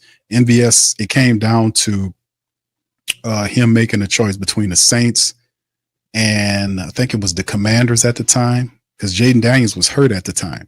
So it was Derek, it was the Saints, it was the Commanders, and it was a third team. And he chose to come to the Saints. And his family's from the area, and we good he did. Yep. So yeah. Earl says, can you imagine when we get all three wide receivers, if they can keep Scantling, because Scantling's on a 1-year deal, he would be a good complement to Chris Olave, to a Rashid Shaheed. He would be the perfect complement. He's a big veteran wide receiver he's 6'4". He has a good 40 time, and he would be the perfect wide receiver that you would want to, if you wanted to sign them to go there. But that's what it comes down to, the Saints and money, and whether or not they'll have the money to be able to sign them, or they'll just draft somebody to put there. You see what I'm saying? So he would be he'd be a good option to have there, if anything. Avis says Carr's situation awareness is terrible late in the game. He should have slid Vice going out of bounds for fear consumes the guy. He's definitely got a lot of that in him. The intentional grounding wasn't really a smart play to do that. He just threw the ball out there and didn't know where he's throwing. It was intentional grounding. Sometimes he tends to hold on to the ball. He may mention that of himself. Like his timing is off. That's why I was saying the Saints were moving the ball, running the ball, but his timing's not completely there. Like he played last week, and he was missing here, he was missing there, he was throwing missing there. He was better rhythm in this game when he's getting the deep ball. But that's the thing, getting him involved in the play action and getting the ball downfield is a big part of helping him kind of pick up his confidence. And that's what it is. I mean, you're not going to turn Derek Carr into nothing but what he is. Derek Carr is not going to be anything ever except for what he is at this stage of his career. He's a deep ball throwing play action quarterback. And you want to keep the playbook simple, because at times he seems to be off time. Like he was, like some of the throws that he made, he held the ball a little too long, but he was still able to make the throw down the field for a completion. And got to give him credit. He stood in the pocket to make them throws, a couple of throws that I did see him make there. But in the end, like I said, you got to know what you're dealing with. And the man, you got to put him in the position. You got to get the ball game. You got to run. So the Saints going to have to figure that out going forward, man. They got to, because there's too many plays I've seen today, offensively speaking, where the Saints were disjointed. It almost looked like the first 3 to 4 weeks of the season, as opposed to you being in week number 10. It's different here. You can't be in week number 10 and still have this many communication issues. We got to understand that we've been running these plays, even though they got 1 week a game, and when 1 game a week, you still have several practices between the week leading up to the game. Right. So whatever the plays we working on at work, we need to stick to those plays. So we seen some diversity there. We just need to clean up. And I know I hate to say the cleanup term, but we have to iron up and work through this stuff so we can keep doing whatever we need to do to just keep winning 1 game at a time until and if we catch up. All right. But anyway, Earl says, yeah, this thing could look, they working their way through. They working there. KB says Q. I think DA somewhere like, damn it. Yeah, well, DA somewhere with that money. He there sitting up there with that money. Pops, he got that nice money right there, you know, and he ain't need to jump back into the game. He's sitting back with whatever the Saints gave him. So we all good with that. All right. So anyway, Peyton Turner tore Rizzy up. Yeah, he was complaining about that. We seen that.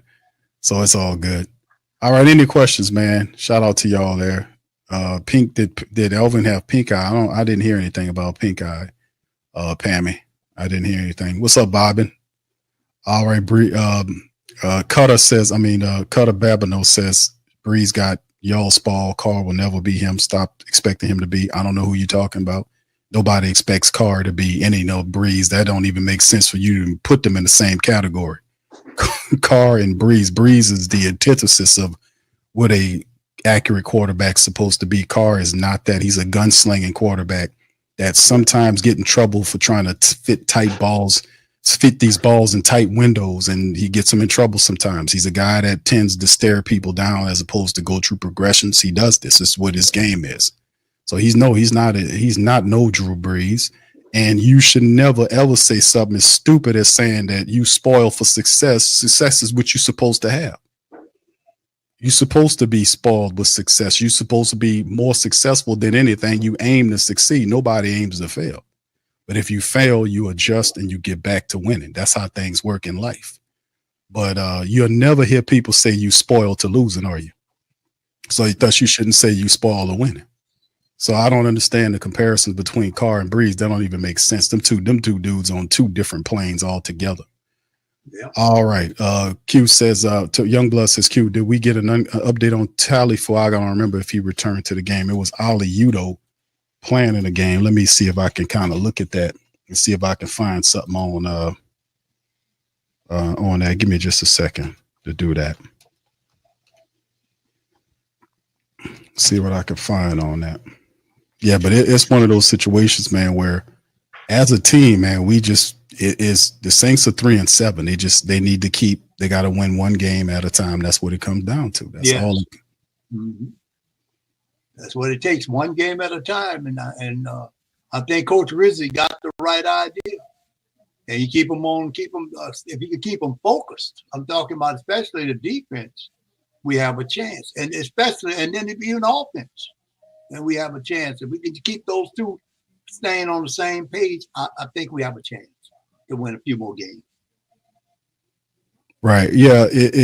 Tagliafico, he had a thigh issue. I seen him on the bike, and I don't see anything saying there's something wrong with him. I know Jordan Howden had some injury issues, but whatever's going on, we'll see it. Because he was on the bike working his way through whatever was going on with him. He had a thigh issue, I want to say. Wasn't it a thigh? I want to say he was dealing. Yeah, it was a thigh issue. It was a thigh. Yeah, he was on the bike on the sideline. He just come out of the tent, and he was on the bike, pumping, riding the bike on the sideline there. Mm-hmm. Yeah, but we'll get injuries updates on some of these guys tomorrow, because I seen Jordan Howden on the sideline. But we seen your boy handle some business at the safety position that came in and that makes some plays. Boy, that was a really solid pick up the Saints used when they got that, man. I ain't gonna even lie to you, Pops. They picked up your boy from Detroit, and that guy just, he came back off of injury, and he got right in there and started making plays. He laid out Tyler Algieri, blew his ass up on the play. I remember that. Yeah, he was just Will Harris was playing his ass off in there. Will Harris finished the game with 8 tackles, and he just got back injured. Like he was running with the football, and the man stopped him right there. He popped him. He knocked him on his block, and then we did that. Like when he blew up Tyler Algieri, you didn't even see Tyler Algieri running like that anymore. And props. Seriously, when Will Harris took on Tyler Algieri and blew him up, Tyler Algieri wasn't the same for the rest of the game. They actually went to Bijan Robinson because you remember the first game, they were using Tyler Algieri against the Saints really good, but boy, Will Harris knocked him on his ass. He wasn't even the same for the rest of the game. They just kept running Bijan Robinson. Y'all noticed that? Did. I remember that. Yeah, remember that. He stopped him right there. I mean, as soon as he got the ball, he went a yard too. When he hit him, he didn't move further. No, he didn't go no further, but he went back and laid down. They put him on the ground. Yeah, he was awesome, man. Yes, he had 8 tackles in the game. He had a couple of missed tackle or something like that, but I'm not gonna be too hard on our defense, man, because the defense kept having to go on the field to try to help out because the offense was not carrying its water in the second half. And the defense had to go out there. They had to force turnovers. They had to make tackles. And it's tough tackling Bijan Robinson, a north-south power downhill runner later on in the game. And they started leaning on him. And that's a tough ask to do. And the Saints were able to do it in a successful fashion. So they need that to be happy with that. Right. So anyway, the Saints get the W today. Yeah, that's right, Sean. You all good, brother. All right, yeah, but this is the thing, man. The Saints get the W today. They win. They stopped the 7-game losing streak. It's something to build on. It's some tape, definitely some tapes to study and to give you something to do going. It gets up to Cleveland. Cleveland, they got some issues. They'll be coming down here with Jameis coming up next Sunday. So the Saints will have an opportunity to add on to the winning column. So they have to prepare, iron it out. We got 24 hours to celebrate. Family, you know how that works. Family, we got 24 hours to celebrate the win. And then Monday is back to business. It's back to business as we have to line the next team up, line them up, and we're going to knock them down. All right. Nola says, Q, you saw that hit on Kyler Murray? No, I didn't see it, bro. I sure did. I ain't even look at no highlights yet. All right.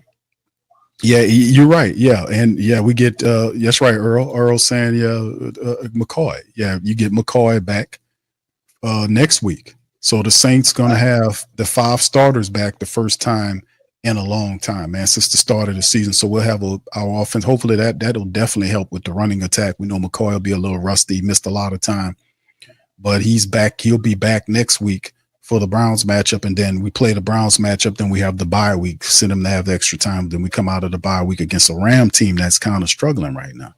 So we got a lot going on. I don't want to span 2 forward pops, but the Saints can put some games together. They can change some stuff. What you think? Yep, I think we got a shot. McCoy will be back, and it won't take him long to get back into the flow. If we can get our running game going and do a balancing act with the passing game, and get one of the receivers back, maybe get Olave. Hopefully, we can have Olave back. I don't see him coming back from Cleveland, but for after the bye week, we get him back. Yeah, that'll be Pops. That'll be a big help. He'll be eligible to return for the Washington game. Right. So yeah, if that's the case, he got to go through some more medical stuff, all that. I would put the concussion proof helmet, and I would even put the pad on top of the helmet going forward. If I was Chris Olave, which is something he probably going to consider.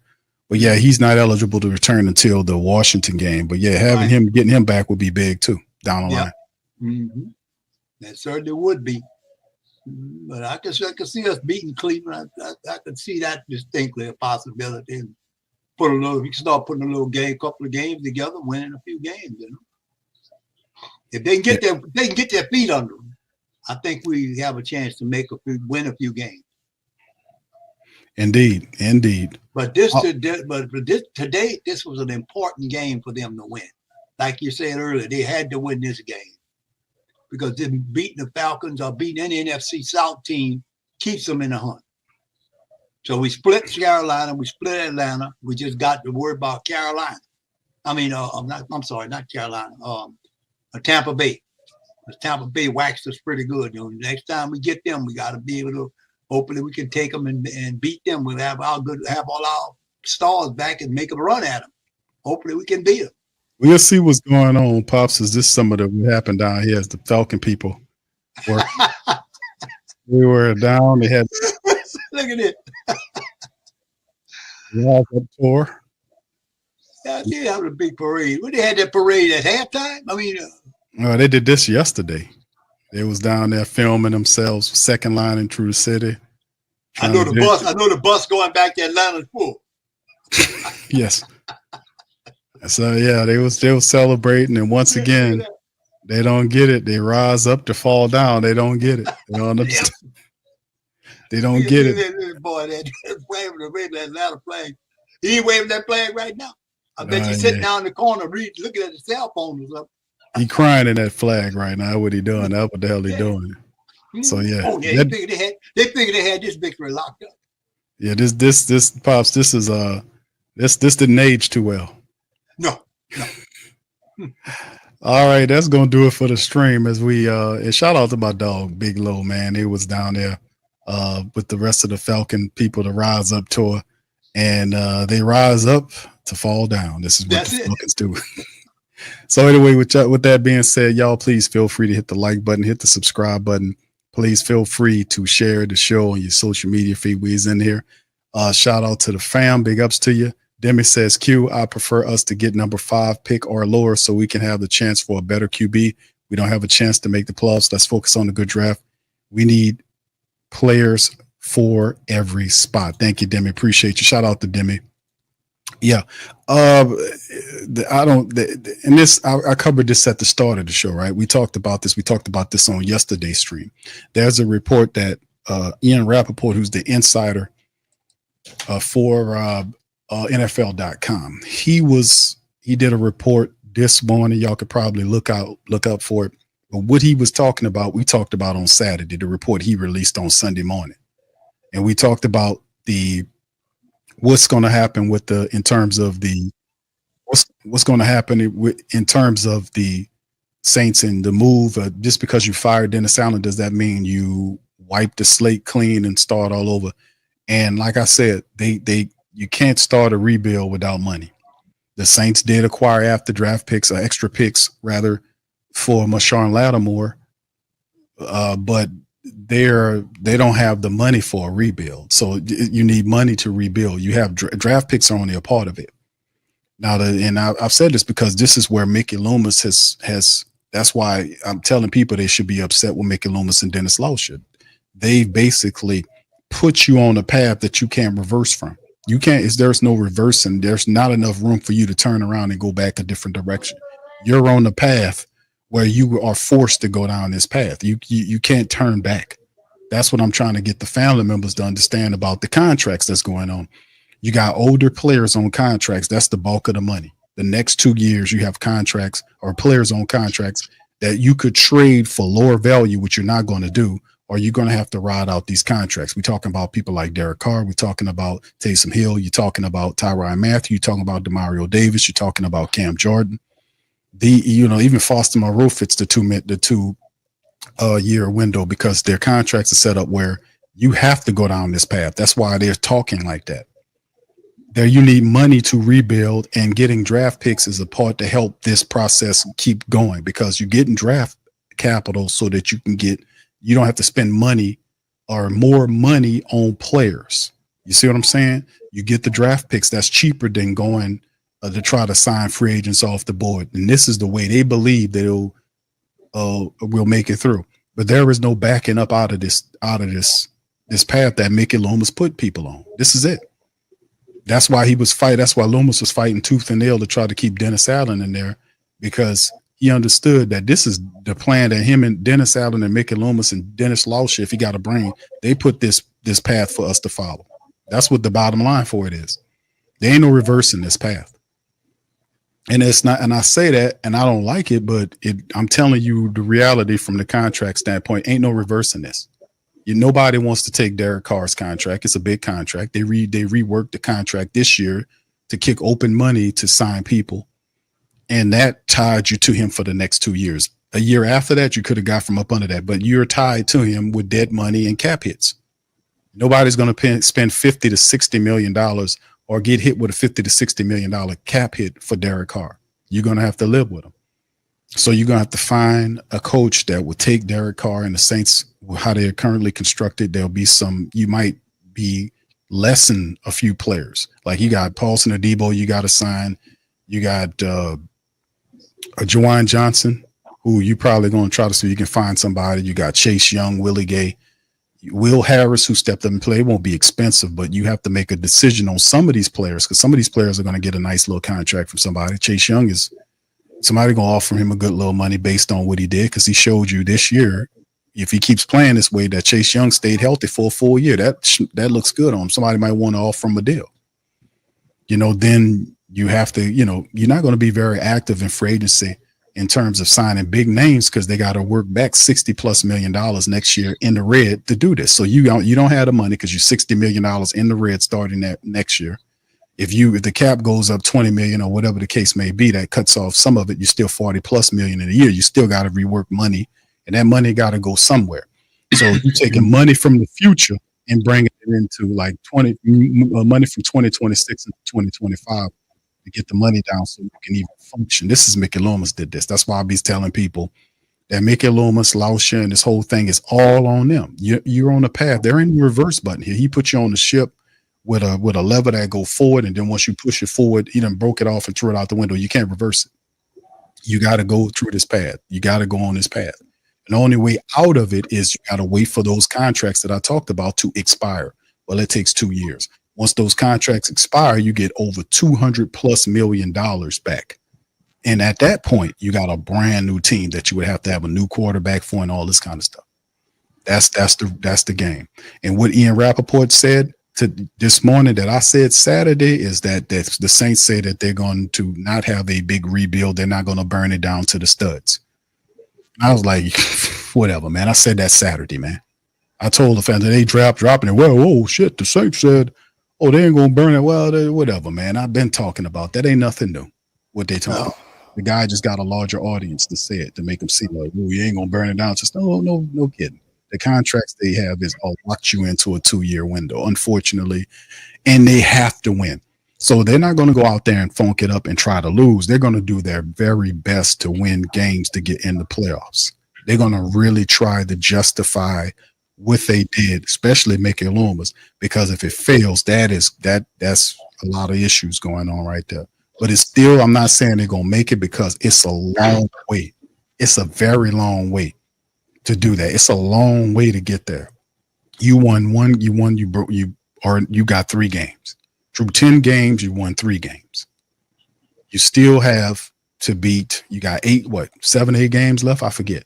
You still have to win or go on a winning streak and beat all these other teams to be competitive, to have the chance to even get a playoff shot. I'm not saying it's not possible. At the end of the day, this is the path that they set us on. That's why Loomis was hell-bent on keeping Dennis Allen in where he was at. Because he knew it from a contract standpoint what this means and how they can't then go out and talk about drafting Shador Sanders or any of these other guys. They're gonna sit behind Derek Carr. He's $150 million quarterback. They're gonna sit behind this man. You gotta justify his money. That's your little parting gift from Dennis Allen to you. That's Dennis Allen's parting gift to you. You can't get from up under that. All right. Anyway, big ups to you guys. Appreciate you for being in the stream, man. Yeah. Carr is, like I said, Derek Carr, you can, and I've said this before, you can, if you utilize him correctly, you can have success. And success with Carr is play action. With him throwing the ball down the field. So if I was the Saints and I'm Coach Rizzy, I'm going into next week, see if I can find me some wide receivers to help out.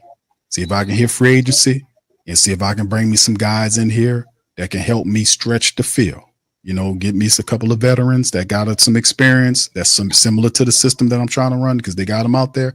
Bring some of them guys in here and see if I can get down the field because Chris Olave ain't coming back right now. Rashid Shaheed's on IR. He done. So you need to go and find guys that can stretch the field so we can get the play action going, because that's a problem. So that's my talking point. Pops, you want to add to that before we go? Oh man, I think you're right on point, son.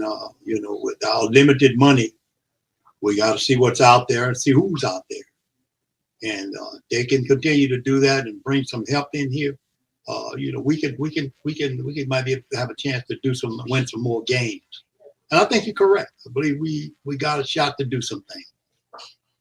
Yeah, we definitely got that. So it's on. It's a positive thing in terms of us getting a win, because they can't funk out and try to tank down. It don't benefit them to do that, because it doesn't benefit them with the timeline. They're forced into this window.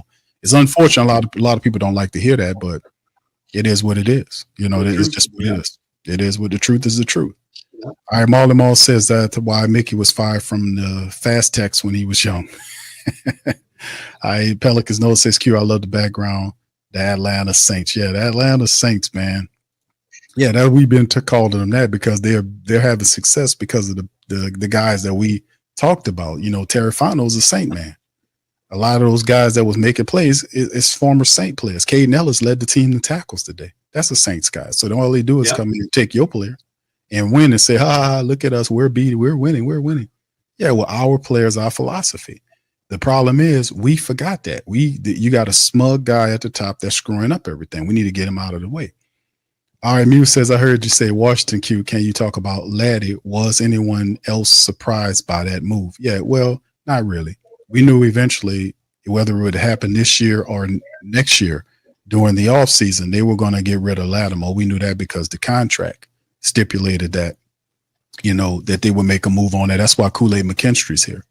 Kool-Aid's supposed to be that guy, Alante Kool-Aid, and I'm pretty sure the Saints will, they like Rico Payton to see maybe he can help, but I'm pretty sure the Saints will investigate into getting a cornerback next year in the draft to kind of add to what they got going on. Not really surprised by the Lattimore thing. Not at all. Not at all. We knew it was coming, whether it was this year or next year. I knew that he would be traded eventually because of his contract. The Saints are going to lose a couple of guys. They're not going to be able to bring back a few guys, so we'll see how it goes moving forward, fam. But this is the thing too. Saints had an opportunity to trade Chase Young, and there were calls for Chase Young. There were calls for Lattimore. There was calls for who's the other guy they was talking about? They were calling about Chase. They was calling about Laddie Dad, and it was somebody else. I forget. But in terms of Chase, expect the Saints to probably offer him a contract because Peyton Turner is not coming back. The Saints are going to let him go. And if you do that, you just got Cam Jordan, who is a year off from retiring.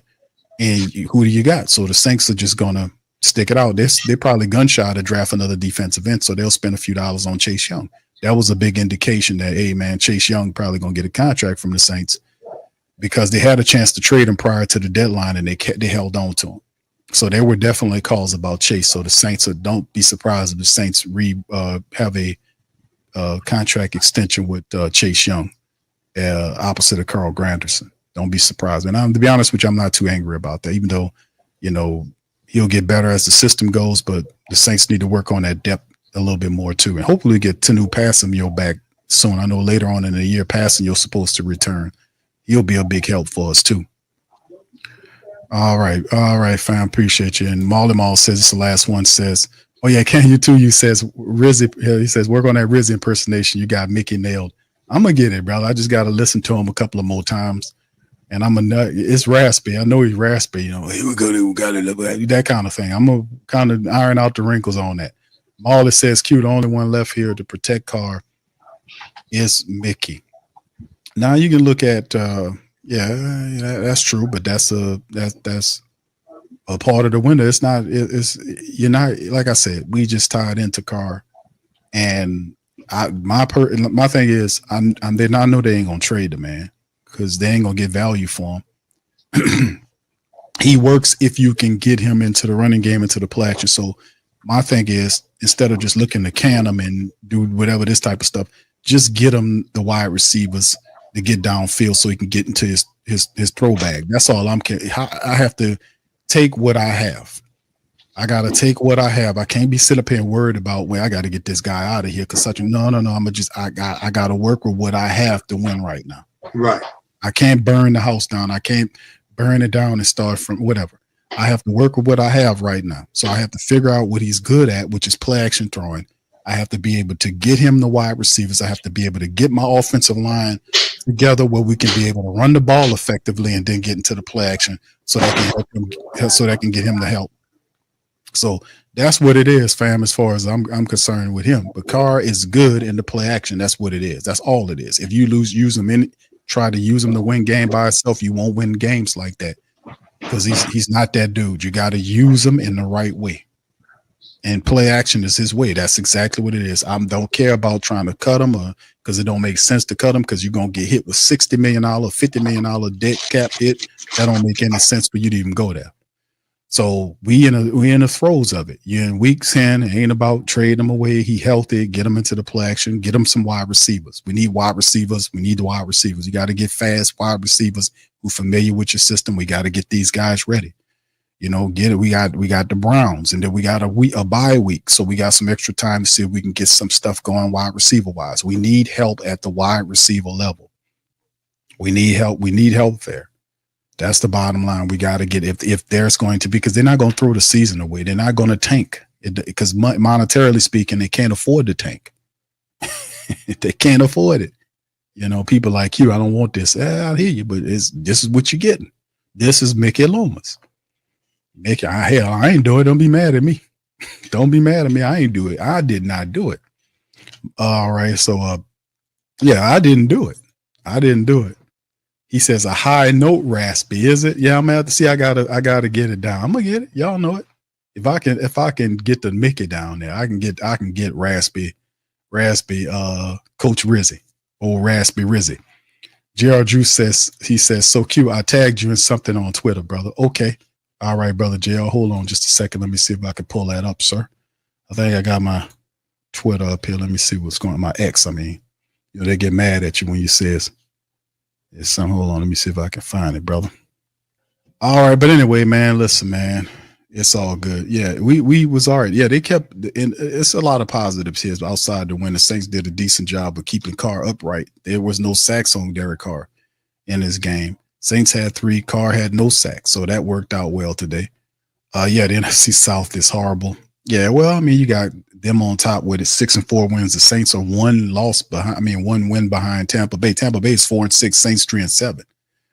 So, you know, if they keep losing, you can probably end up leapfrogging them. But all it is not to get too far down the line. All you need to do is just look at the O in front. Look at the O. Yeah, man. All I can say at the end of the day, fam, is that we just got to keep doing what we're doing, man, and keep moving forward, man, and taking it one game at a time is all we can do when we do it, man. So that's the bottom line. But anyway, fam, we're going to get ready to get out here. Listen, I appreciate all y'all for tuning in on the stream tonight, man. Listen, we had a good time tonight. The Saints handled the business. They took care of business against the Falcons. They beat them 28-17. We handled the business. We won. We have 24 hours to celebrate. We're now 3-7. We got Cleveland coming up next Saturday. So Cleveland lost today as well. Like I said, Jameis had 3 interceptions today with 1 touchdown with the Browns. They lost to the Chargers. So Saints could put together a quick winning streak going into the bye, man. 2-game winning streak real quick. Hit the bye and get healthier. But really this week needs to be about them kind of finding some help at the wide receiver position, man. We banged up there pretty bad. Mm-hmm. All right. So anyway, with that being said, we're going to get out on this. I appreciate y'all for tuning in. Shout out to our sponsors, man. Also, as we do all our watch parties, man, shout out to our sponsors. Check out Mint Mobile. The link's in the description section below. They sponsor the PRO Media Network. Our platform, Mint Mobile, they have great cell phone coverage and they have very good prices. So if you guys looking for a way to kind of keep your phone service or your cell phone service cheap, check out Mint Mobile. The link's in the description section below. Also, feel free to check out Teach Henley. It's skincare for the fellas. You know, that helps out a lot. and bet online. If you can't make money with the Saints, then make money on the Saints. That's how I look at it, man. That's how I look at it. All right. Yeah, okay, I got you, brother. You see, yeah, I seen that. He was showing me this. Hold on, let me show it. Yeah, I just played that footage. He sent me the footage about the Falcons people dancing in the he sent me the footage of the Falcons people dancing in the quarters. Yeah, I just played that, brother. Yeah, I just sent it. Yeah, Lowe. Lowe was the main culprit. Hold on, let me see if I can put that. I'm gonna show it. Yeah, Lowe was the main culprit out there. He was the head of the hit parade. You know, that's Lowe. Lowe was the main culprit there, as you can see. Matter of fact, I think he was somewhere in there. There he is right there.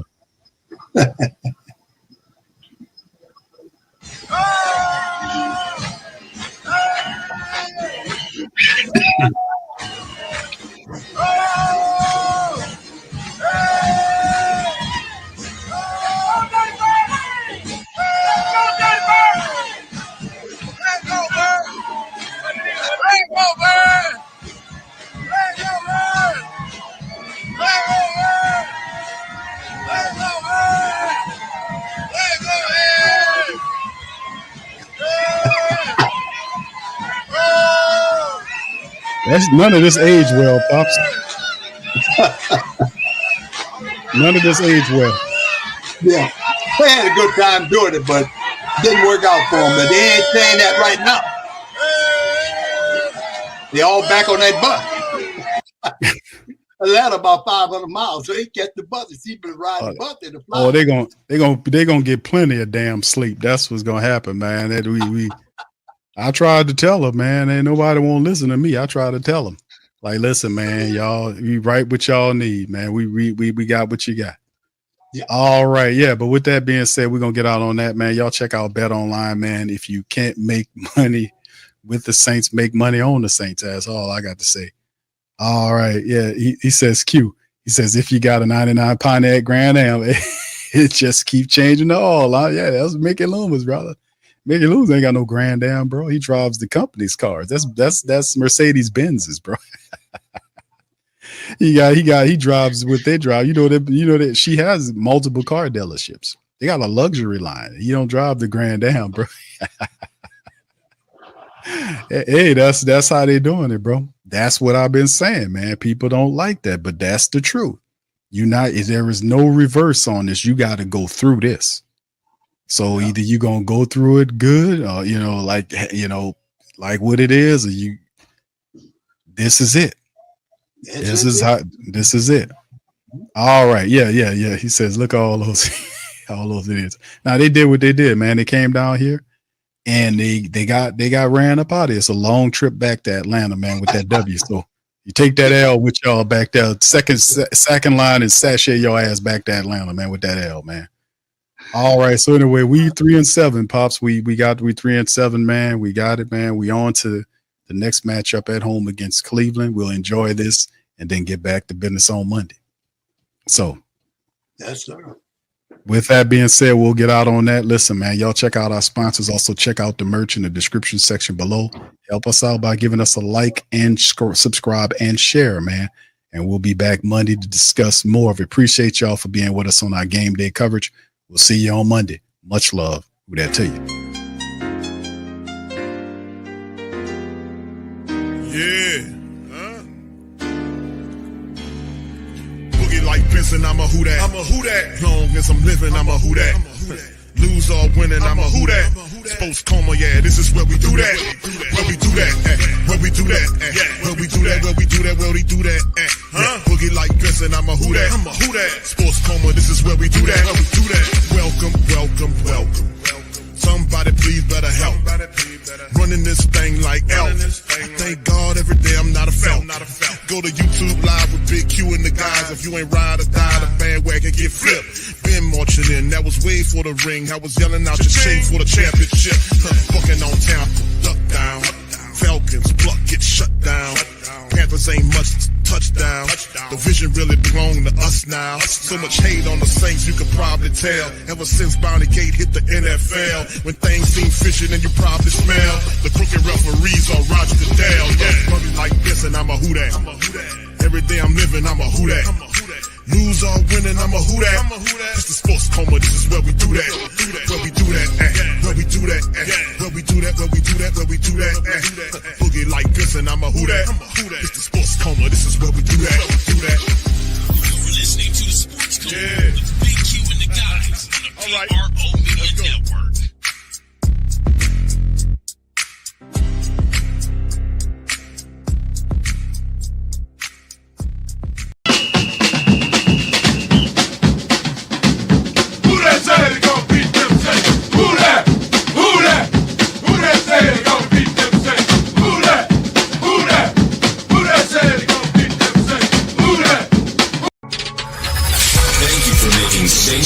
Your black and gold home for the New Orleans Saints. Bet Online is the world's most trusted betting platform and your number one source for online betting. From the earliest odds to in-game live betting, Bet Online provides you with all the action and the ability to watch the games as they happen. With the largest selection of odds on everything from football, NBA, and college basketball, NHL to UFC and MMA. Head to Bet Online today to get in on all the action with America's most trusted site for online wagering. Bet